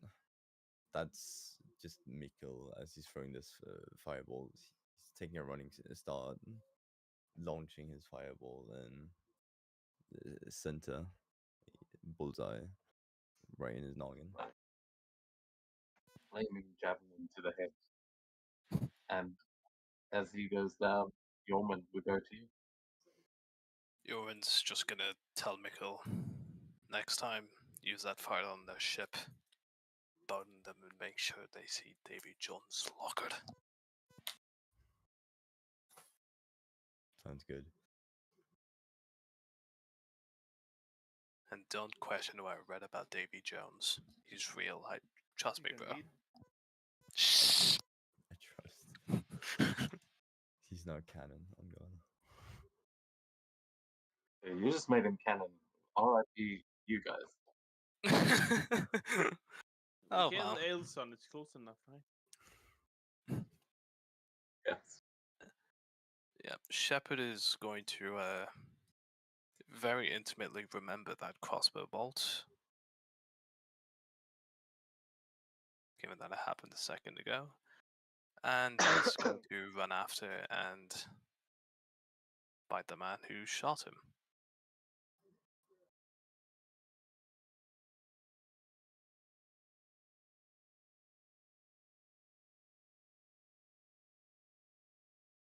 Actually, I should target first.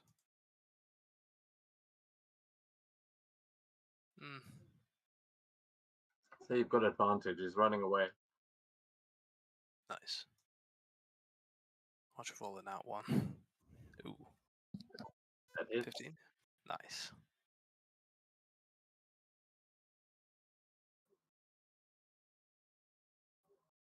That is a kill. Hell yeah. And Yormund.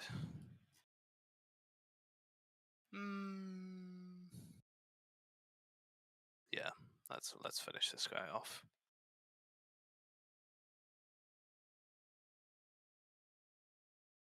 Actually, Yormund will walk up to this dying berserker and ask him, "Who are you?"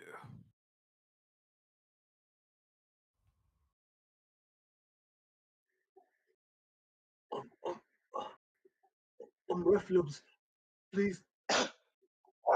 And he's just like, you can see he's seriously charred. He's near death. You're a dead man, that's what you are. It's just a job. It's just a job, please. You've also got advantage on. Yeah, what's with Now here's four? a nat one. No, it's a 60. Does that Yeah, hit? it's, Nice. yep.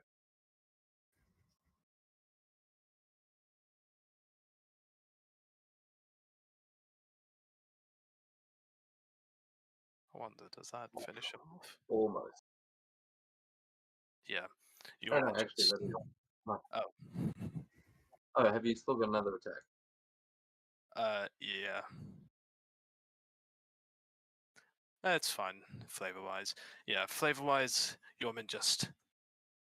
I assume he's prone for the because of the advantage, and he'll just stab him like straight in the center body mass as he's just so close to death, but bleeding and gasping. And Yorman has a second of pity and puts him out of his misery. He just shoves his sword into his neck.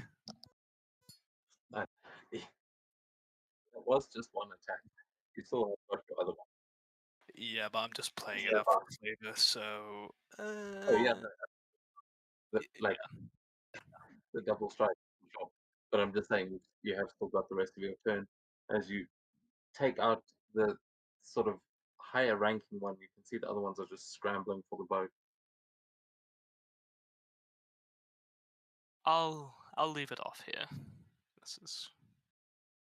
That's Yorman's turn. Okay. I mean, this is pretty much over. So, Camilla, we're going to go to you as you've just been released from the crab and managed to slip free thanks to Gorm. What do you do?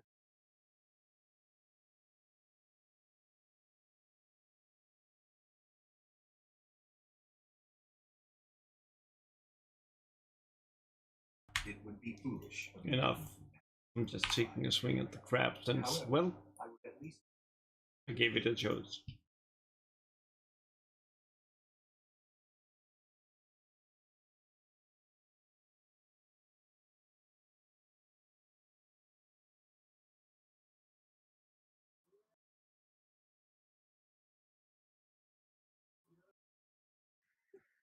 First hit doesn't do damage, but opens up that carapace so that you can get 2 good strikes in there. Oh, wait, yes. Oh, make it 3, yeah. That's the wrong one. already. It's 2. On in the quest. Okay. What's the total damage? That's what I'm.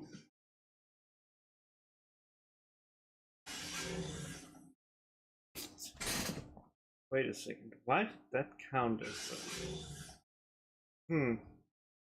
What? That's.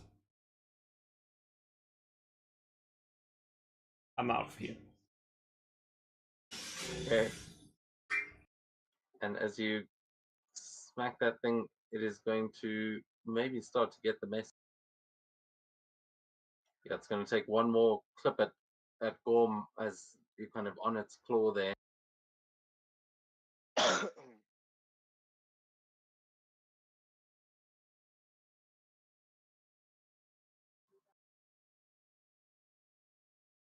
Oh, just missed. As it goes down, it is going to use its net and it fires it up onto the ship where there's a couple of other crew starting to try and get the ship ready to leave. And it manages to grab 2 of them and just drag them off the ship and pull them under the water as it camouflages and disappears as soon as it goes underwater. Bye bye.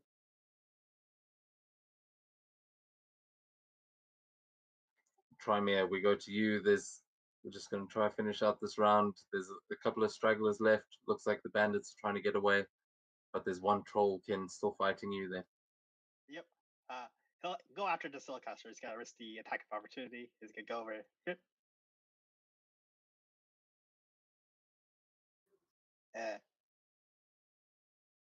And yep, make your attack of opportunity. Yep, miss.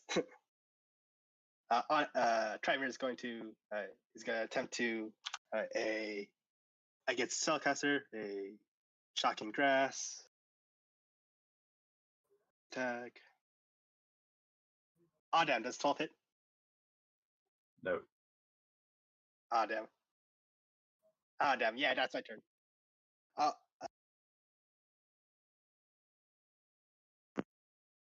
But he is going to use a bonus action to convert sorcery points, where he's going to spend 1 spell slot to gain some sorcery points back. A first level spell slot. That's a bonus action, and that's his turn. Okay, cool. Then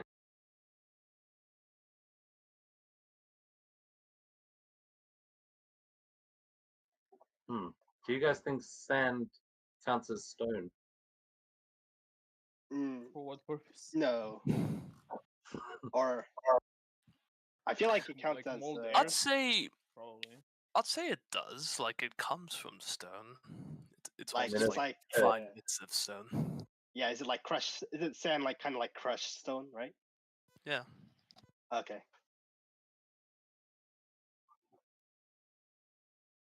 Well, in that case, he goes peace, and the trollkin is gonna go. All right, you win this one. Damn you, Brodovic!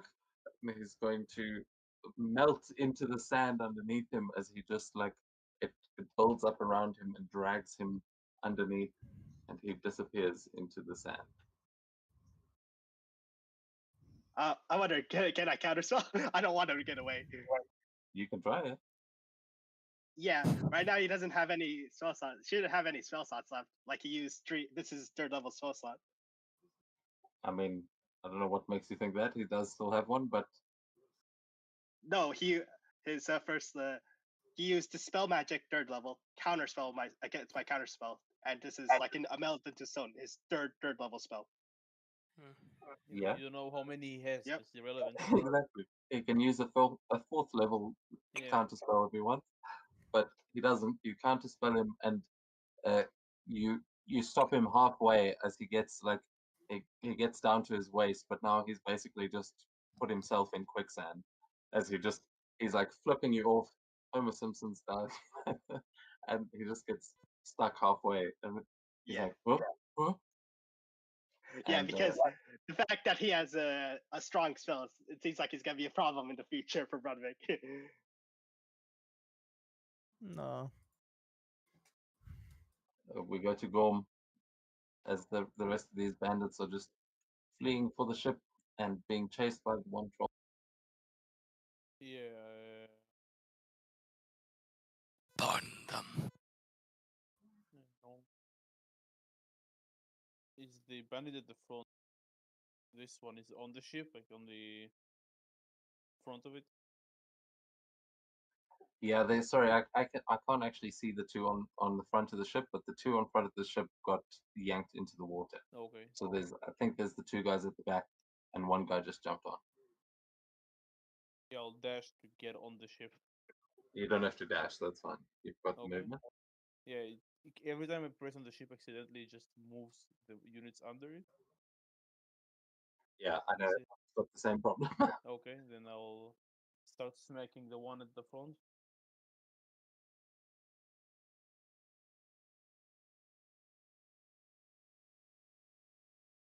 Attack. 20. It's a hit.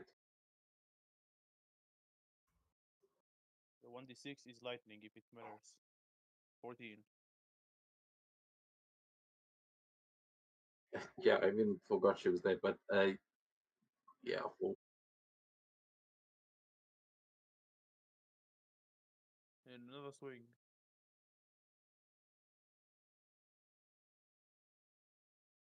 Another 20. Yeah, 22.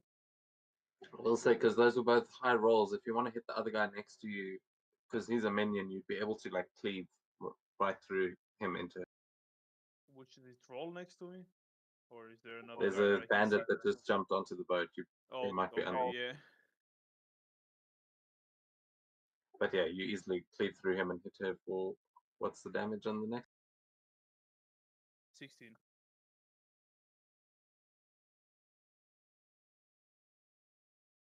Should have done it the other way around, but I'll just attempt to shove her prone. No, never mind. With that second hit, you knock her off the ship, and she takes an extra 8 damage. But yeah, she's prone. Oh, that's my turn then.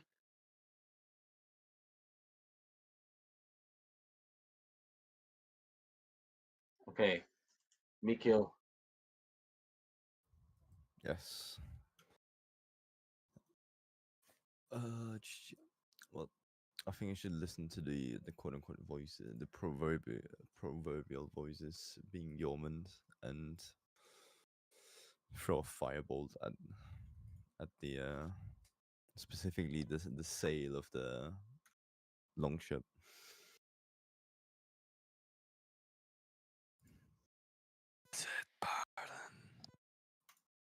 Praying this hits. You Oh. hit. I hit. Yay. Okay. sure if this is. Oh damn. Okay, says. Cool. 17 fire damage to the sail. Okay, yeah, you set the sail on fire. Oh hell yeah. It's not like going anywhere with like 2 crew members. It's still sending a message, isn't it? We're killing them. Message to whom? Yes.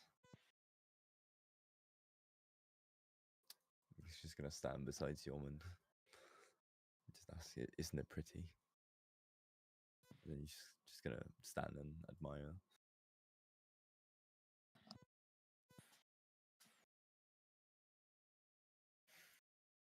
It will never burn enough. Maybe that was good intense. Yeoman, figuring it's probably time to clean up, looks over to the spellcaster and walks over. And he'll actually say, perhaps in another life we could have been allies.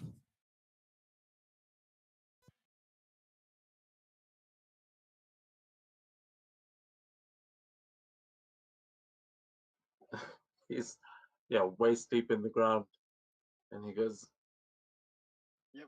Also play. I mean, it's not too late now, is it?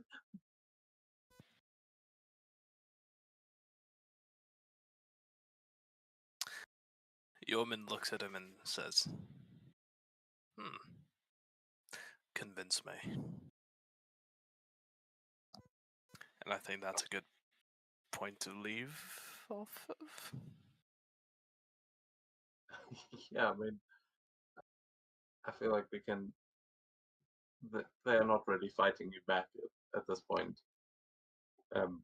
We can say you guys have won the battle here, Yeah. as this guy has surrendered. The others are fleeing. The ship is burning. Oh, I want to see if there is any loot on it. It'll take a while for the sails to come down, or the sails to burn the rest of the ships, so maybe you have a minute. The cargo bay was filled with very flammable material. Oh yeah. Goes up real quick. But you can give me a quick investigation check, and I'll give you whatever loot you manage to find on all of these guys. Yeah. Uh, Yep. Mikhail, do your thing. Investigate.